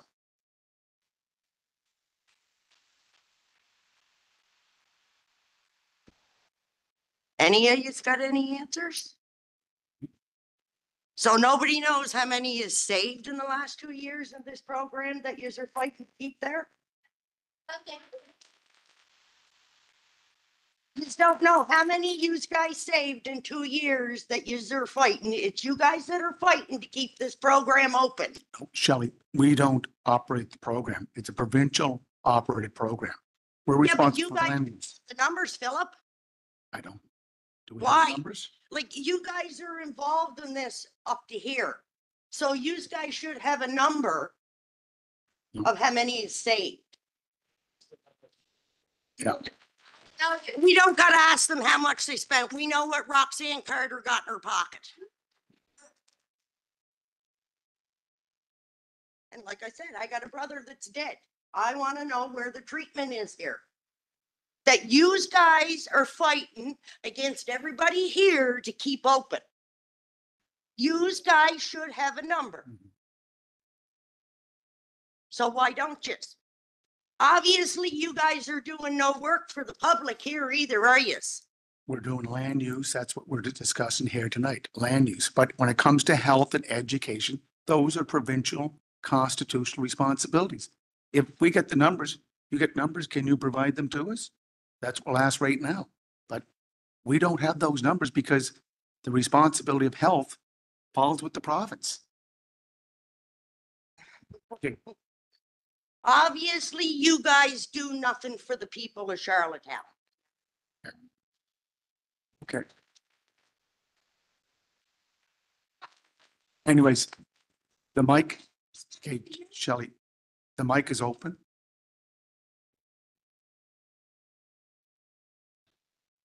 Hi, Luke Lunas from Beach Street. I invite anyone that's for this to go to Wendy's, go to Tim's, try noon, try 7 p.m.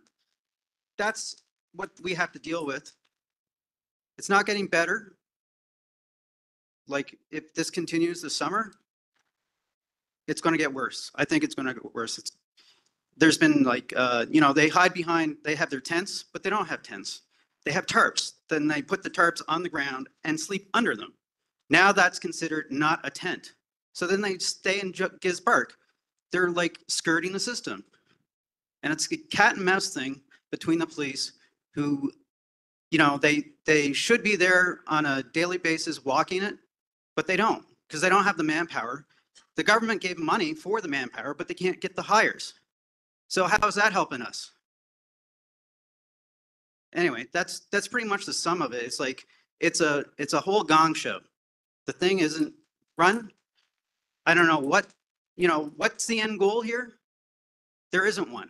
It's just get the money, put it in our pocket, and do the least we can do. Screw the residents. And that's how I see it. And that's all I have to say. Thank you.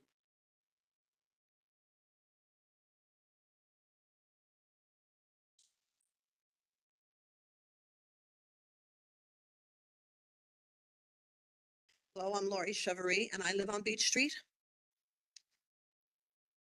We, the residents, were assured last winter by the province that the Community Outreach Centre would be moving within the year. This was verbally confirmed by Carleen Donnelly and Jason Doyle at the community meeting they hosted at the Murphy Centre in February.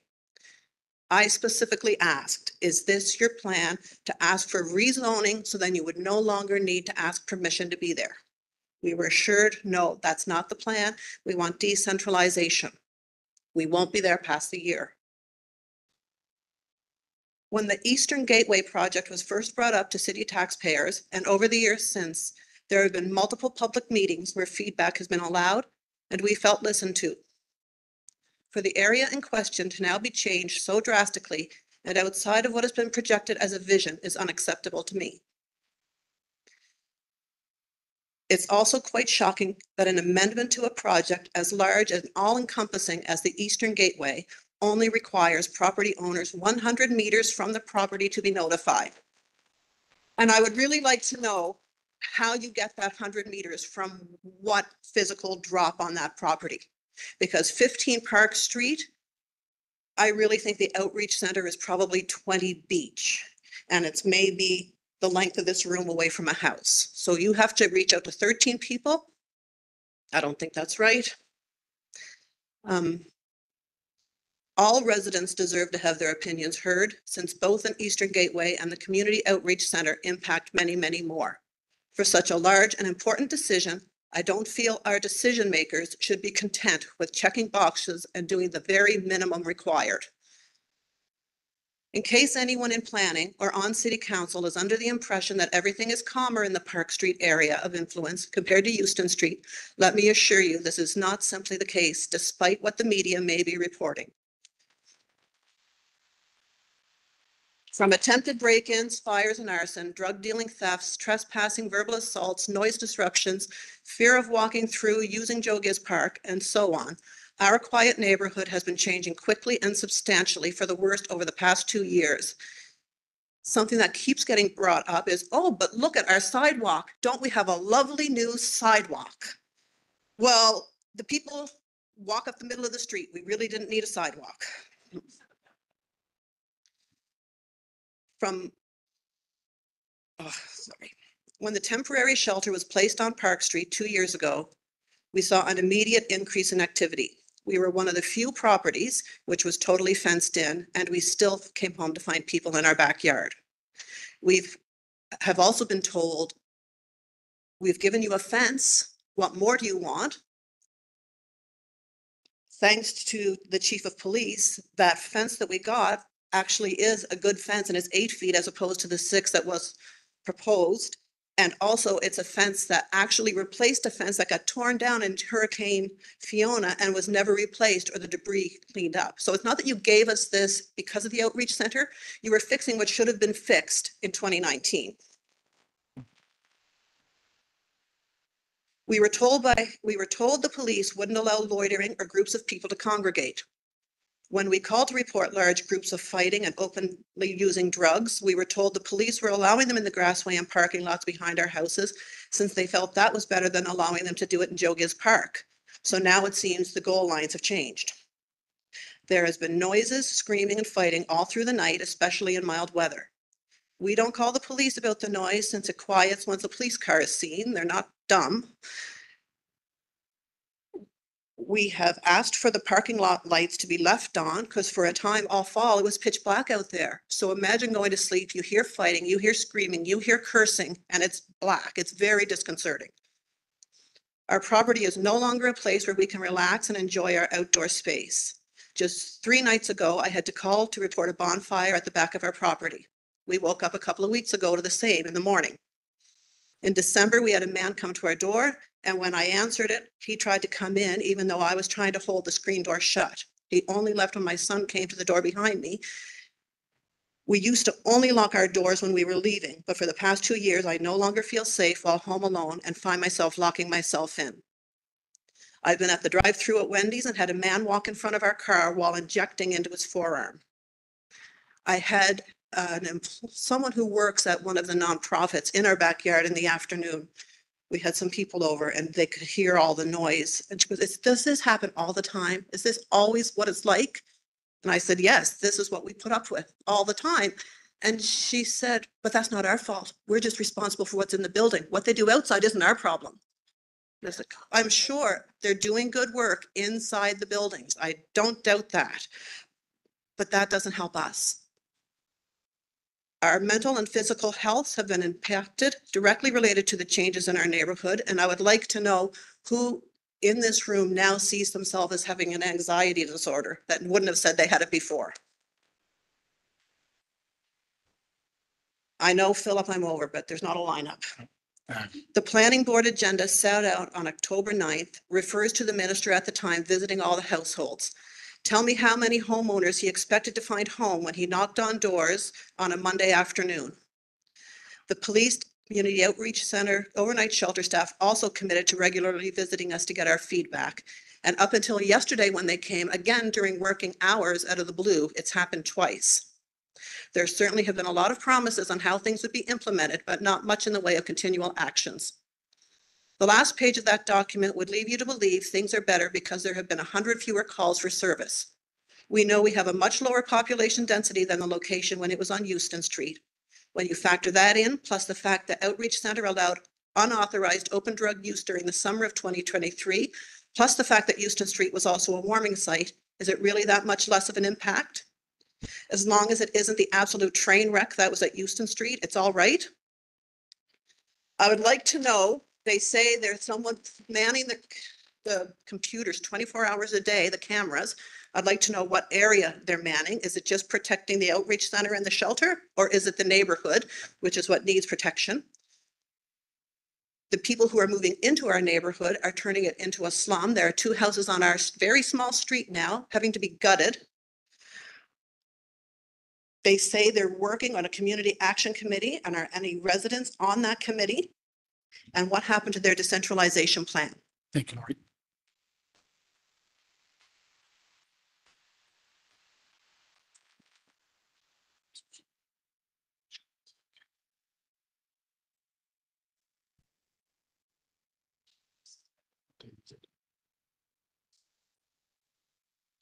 Hi, my name is Peter Cudmore. I'm a teacher at Birchwood, and we have about roughly 100 to 200 students who go to Wendy's and Tim Hortons every day.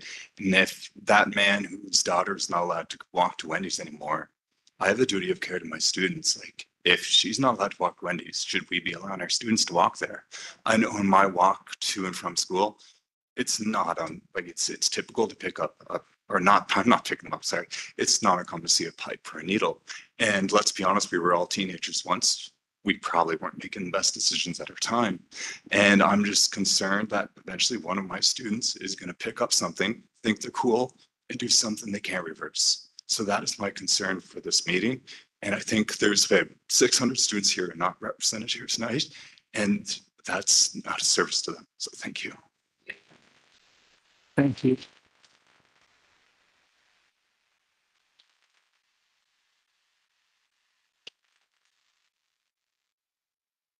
Okay. Did the province want to react to any of the comments? Well, no, I'm just asking them. Lord, thank you. No, I'm just, or you wish to remain as is? Okay. So I just have to bring in Andrea Battison. Is she ready, Jason? She's coming in online. Yeah, I'm here. Do you hear me? Yes. Okay, great. Thanks very much. Andrea, just give your name and your place of where you live. Sure. Place of residence. Yeah, it's Andrea Battison, Charlottetown. Okay, so thanks for the opportunity to comment. We've heard a lot of rather devastating stories, and I hope that people who are in the room or listening online take those to heart. My comments tonight and questions are with regards to the suitability of the location. And so what I'd like to do is run through the comments, and then I want to summarize my questions at the end, and hopefully we'll get some response from people on council or the province. So first of all, the report mentioned that an environmental impact assessment was done in November of 2023.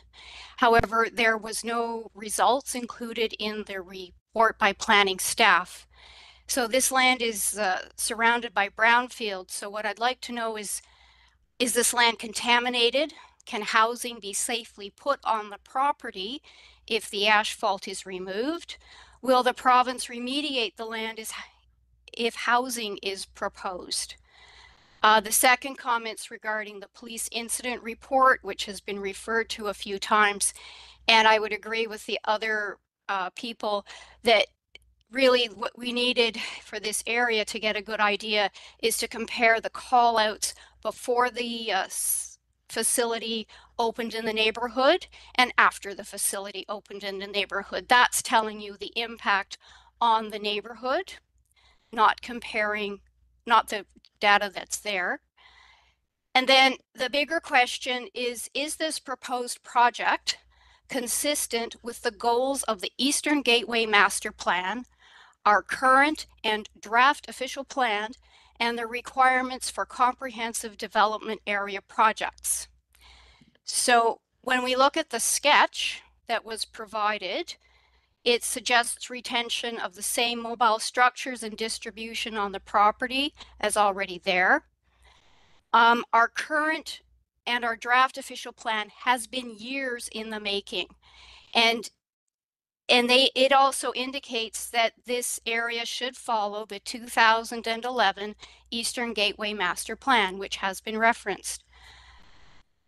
To quote from that plan, the goals were to help to advance the city's objective to create a lasting physical legacy and advance urban growth and development in Charlottetown, and capture this important entry moment in the experience of Charlottetown to create a meaningful gateway into the city. It makes little sense to make such a drastic change in this plan at the last minute, as we're about to adopt a new draft official plan that says keep this plan, the Eastern Gateway Master Plan. Looking at the zoning and development bylaw, there are the section on comprehensive development area states, and this is section 44. It says that in 44.2.4, the council, before approving a development concept plan, shall consider the following. Point A, the maintenance of design standards of proposed buildings and their acceptability with respect to land use. Oh, I'm trying to read this quickly. Character and scale of the building, quality of architectural design. So I'm wondering, do mobile temporary shelters meet these architectural design standards? It also says that any other factors recommended by planning board. And when you look at development and building permits, which this project might require, the application can be rejected if the proposed development would be detrimental to the convenience, health, or safety of the occupants or residents in the vicinity or the general public. That's section 3.3.9.e. And I think we've heard a lot of negative impacts. And I would really hope that when planning board takes this application into account, section 3.3.9.e would be considered as any other factor. So to summarize, I would appreciate an answer on the results of the environmental impact assessment, how a collection of fenced mobile units would or would not meet the quality and architectural design standards for a comprehensive development area as envisioned by the Eastern Gateway Master Plan, and how that would be a lasting legacy. Will planning board consider these points in section 3.3.9? And I guess that's it on 5 minutes. So I'd appreciate some answers to these questions from anyone who could provide them. Got it right in on time. David Gundram or Laurel, Jason. I think it's a planning issue, so it has to be Laurel, Mike, or David. Do you wish to? Can you just, yeah, please. So Andrea, Jason Doyle's coming up to speak from the province. So I can address the question on the environmental impact assessment. That report has been completed and it is published online. I don't have the report with me tonight, but in general, the use of the property for the modular units was cleared as a safe thing to do on that site. There is certainly some contamination on the former government garage property, but ultimately we did receive the go-ahead to be able to provide or to be able to put these units on the site. Andrea? Yeah. Okay. So I guess the planning question, did you just want to repeat that? What was the question for the? Oh, you're asking me to repeat the question? Yes, you asked it. Okay. Okay. Sorry. Yeah. All right. For comprehensive development areas in section 44.2.4, it says that council has to consider that the project is going to be maintaining design standards and are acceptable with respect to land uses, character and scale, and that there is a quality of architectural design of all proposed buildings. So it looks like we've got mobile units that are potentially raised off the ground, and perhaps that's because it's contaminated and on asphalt. I don't know. So if they're keeping the mobile housing structures, temporary housing, is this actually meeting the quality of architectural design by putting mobile temporary units on blocks in your Eastern Gateway? Laurel, David, Michael? I believe Laurel Palmer is going to answer it. Yes, Andrea, thanks for your questions. You're always feisty as usual.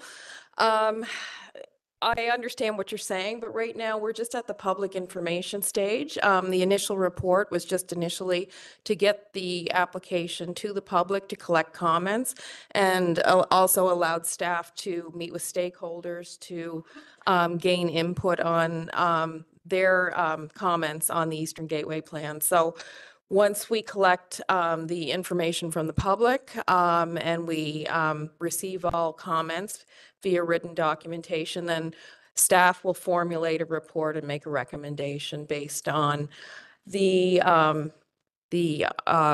information that you've also brought up to us tonight. So thank you. Thank you, Andrea. Okay, just going to ask Councillor Matard wants to say a few words, and then we'll wrap it up. Thank you, Your Worship. I do have a couple of questions, both for the applicant and the planning staff. So my first question is to Jason. When the temporary permits were approved, at the time, the Minister of Housing and department officials, meaning yourself, did promise the residents that this would not be a permanent location for these services, and that the residents were told the government was looking at alternative locations for the long-term permanent residency of the outreach center and shelter. So can you confirm if other locations were considered, and if so, what were those locations? Jason, can you just? Thank you. Absolutely, there was other locations considered for the site.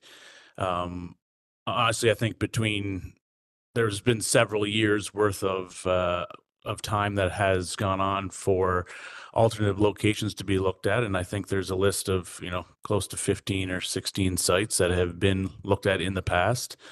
This site represented probably the easiest and best opportunity for the services close to the downtown.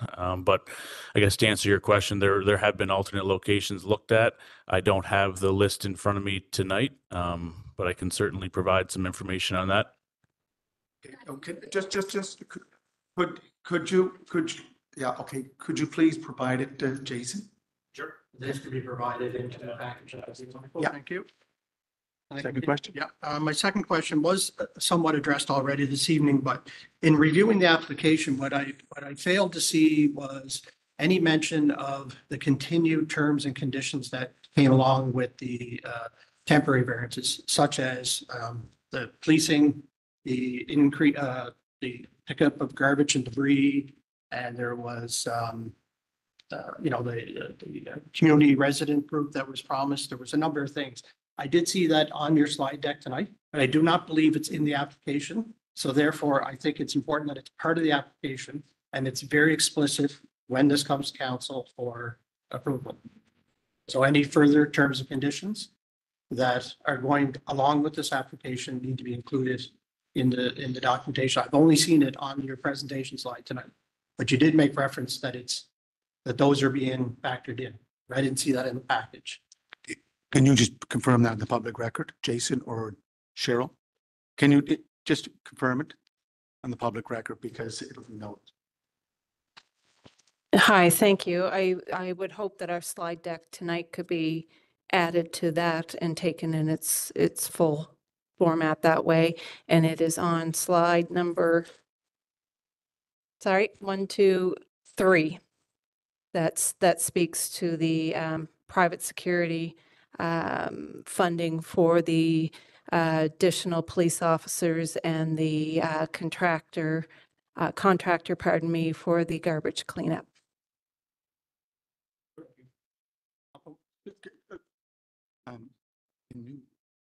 I'd like to just. You want to add 3 more questions? I have 2 more questions if you have on. Go ahead. Thank you. Thank you. So my next question I'm going to move is over to the planning department.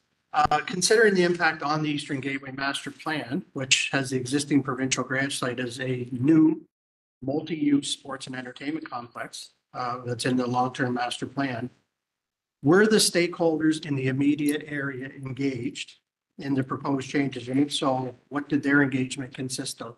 And when I talk about stakeholders, I'm thinking of the stakeholders that are in the in the Eastern Gateway Master Plan. So that would include like EP Murphy. We have a dental office next door. We have Holland College. We have MCO, I think it's called. We have Irving. Have they all been communicated with and had stakeholder consultations with through this process? Is that to the province or planning department? This planning department and or the province, I guess, for that matter, if they've been. Cheryl or Jason, could you answer that question? But go with Laurel first. We dealt with the stakeholders that initially were involved. We were not in contact with Wendy's or Tim Hortons or the dental office. We have spoken to CADC and various city staff members, as well as, oh my gosh, Civic Center, Eastlink Center. Eastlink Center, sorry. And Red Shores. Just the Civic Center, because of the multi-use facility. So you can just, I guess I can lead into my next question, which, so from the minutes from the planning board meeting on January 16, 2024, stated that a variance extension past 1 year could not be contemplated as it requires extensive public consultation, major amendments to the official plan and the Eastern Gateway Master Plan, and approval of a developmental concept plan. So I am struggling to see your answer to my question that there hasn't been extensive public consultation with stakeholders in the immediate area, which is even Wendy's and Tim Hortons and the dental office, which are literally in the backyard of us. And then on top of that, 13 people notified of this public meeting this evening through the process of 100 meters. So the question comes, are we doing extensive public consultation? Is that what this is?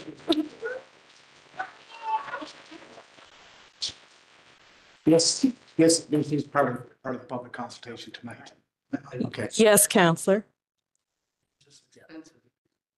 So yes, Counselor, we are following the mandated process that's outlined in the zoning and development bylaw. And we have consulted the stakeholders that we feel or are that need to be consulted for this process. Okay, guys, look, we need our staff to answer, please. Go ahead, Laura.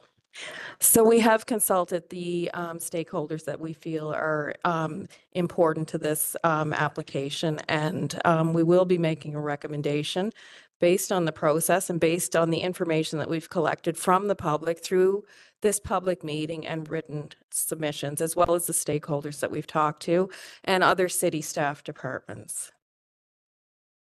Thank you. I'm just to finish that, I would strongly suggest further reach out to the stakeholders that were not engaged in that immediate area occurs as quickly as possible to be a part of this process. We will follow the mandated process. Councilor McAleer, is this a question to the planners? Just a clarification on police. Okay. It's Mike, huh? Yeah, thanks. Could someone in the presentation on the police piece for additional police, I realize it's a challenge and it certainly has been a challenge for the city, but the number of 6 additional police officers, if hiring wasn't a problem, my understanding that it would be 6 police that would be exclusive to this area, or is it just 6 additional police on our force in general with the expectation that have more staff and perhaps more policing in the area? Okay, so we do have the chief of police here. Chief, could you answer that? You'll have to just for public record. We will get an opportunity in council to answer these questions. Okay, yeah, or you can use this one up here.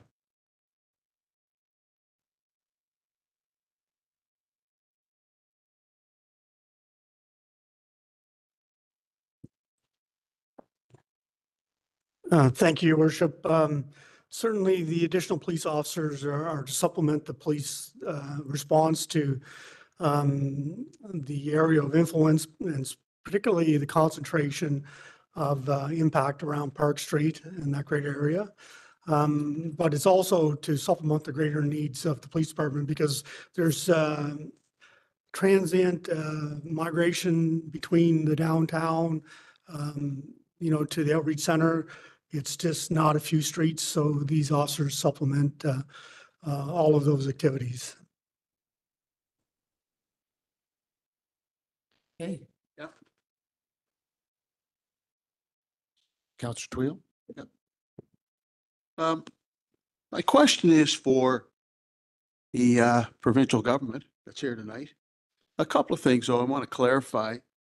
Charlene Donnelly talks about that she met with, the mayor, the deputy mayor, members of city council, I want it on the record that I have never participated in any discussions with Charlene Donnelly.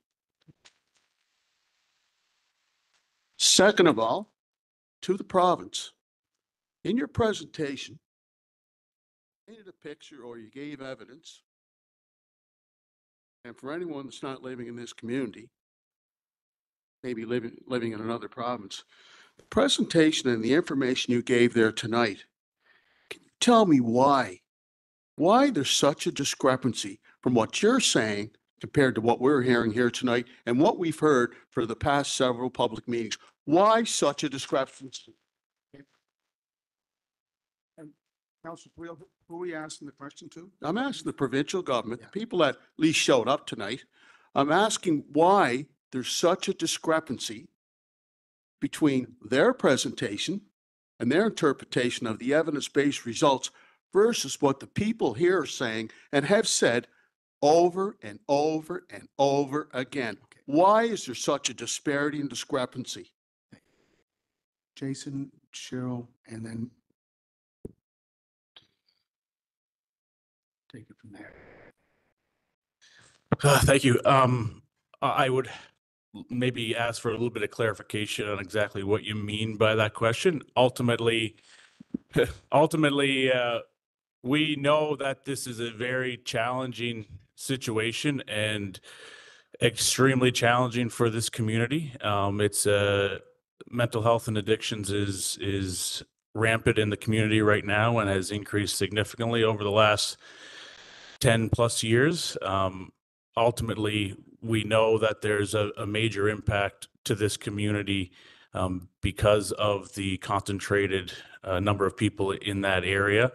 It's a challenging thing, I believe, amongst the whole community. Over the last 5 years, we've seen a number of increases in individuals that are facing very complicated, complex challenges, both mental health and addictions, resulting in individuals that are sleeping outside and living precariously housed. So ultimately, it's a huge community issue. It's not necessarily easy to fix for sure. These services that we're proposing are important, certainly in our mind, in that it helps people find a safe place to sleep at night, provides an opportunity to get connected to different services and hopefully find a path to recovery. Yes, Councilor Twill, we have an opportunity to ask these questions in council because it will. No, I want to ask here. How many more questions? They're here. Councilor Twill? What difference? Well, Councilor Twill, because. What difference? No. Just 1 sec. No. Again, let's respect the decorum here. I am respecting him. So what I want to say, he can ask his questions, but to clarify, let me finish, please. So the Caroline Donnelly meeting out in Calgary was with not only myself, but councillors and the deputy mayor. And then we also met with Caroline. Are you still on there, Caroline? And Caroline met with us here in City Hall. So there were no secret meetings. They were quite open. Councillor Twill? Yeah. I want to get back to Mr. Doyle. So you're talking about the service delivery and what you're providing in-house, right?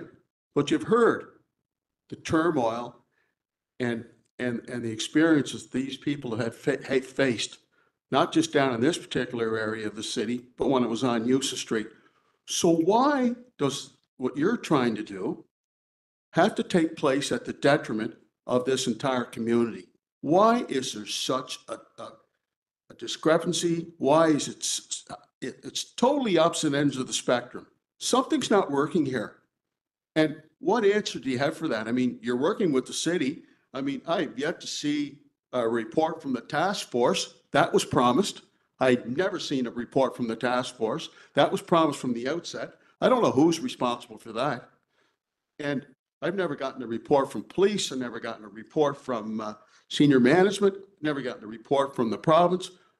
Well, when you come to a setting like this, it's a point power presentation, but it just does not consistent with what the residents are saying, have been saying, and It's just not working. So I want to know why there's such a discrepancy, please. Okay.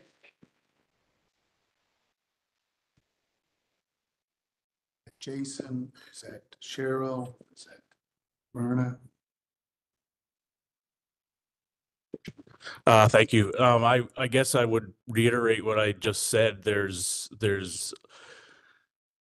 We recognize the challenges in the community in this area. There's valid concerns all over the place. If people are not feeling safe, then they're not safe, and that's an issue. From our perspective, we've seen it over the last 5 years. There's been a large growth in the number of people that have been experiencing homelessness across Charlottetown and across PEI. So that issue is huge right now on PEI and across Canada. And I don't disagree, Councillor. There's such valid concerns from all the members of the community, and it's a very challenging issue.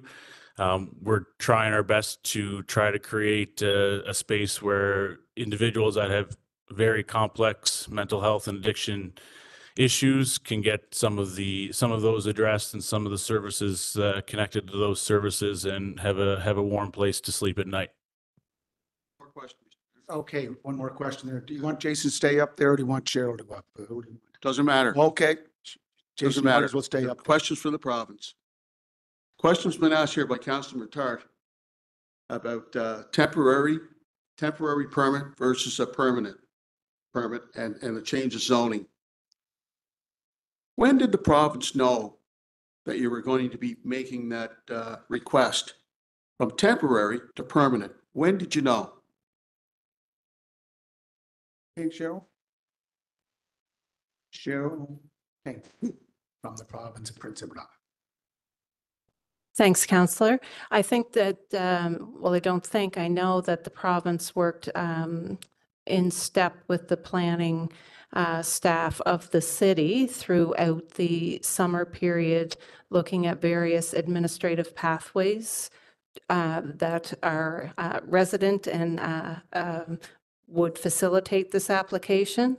And it was not until mid-third week of August that it became clear that there was no more pathways to renew temporary variances. And what you see before you tonight was the proposed solution. And please, Laurel, if I've butchered any part of that in a planner's language, feel free to correct me. But to answer your question, we looked at several and sundry different administrative pathways and reconciled on what you see here tonight. And an application was filed on August 20 odd. Thank you, Cheryl. Again, I want to thank you for coming out this evening. This is the first public consultation that we've had on this matter, and I appreciate your input. So I need a motion to adjourn. Motion moved by Councillor Ramsey, second by Councillor McAleer. All those in favor? Okay, thank you very much.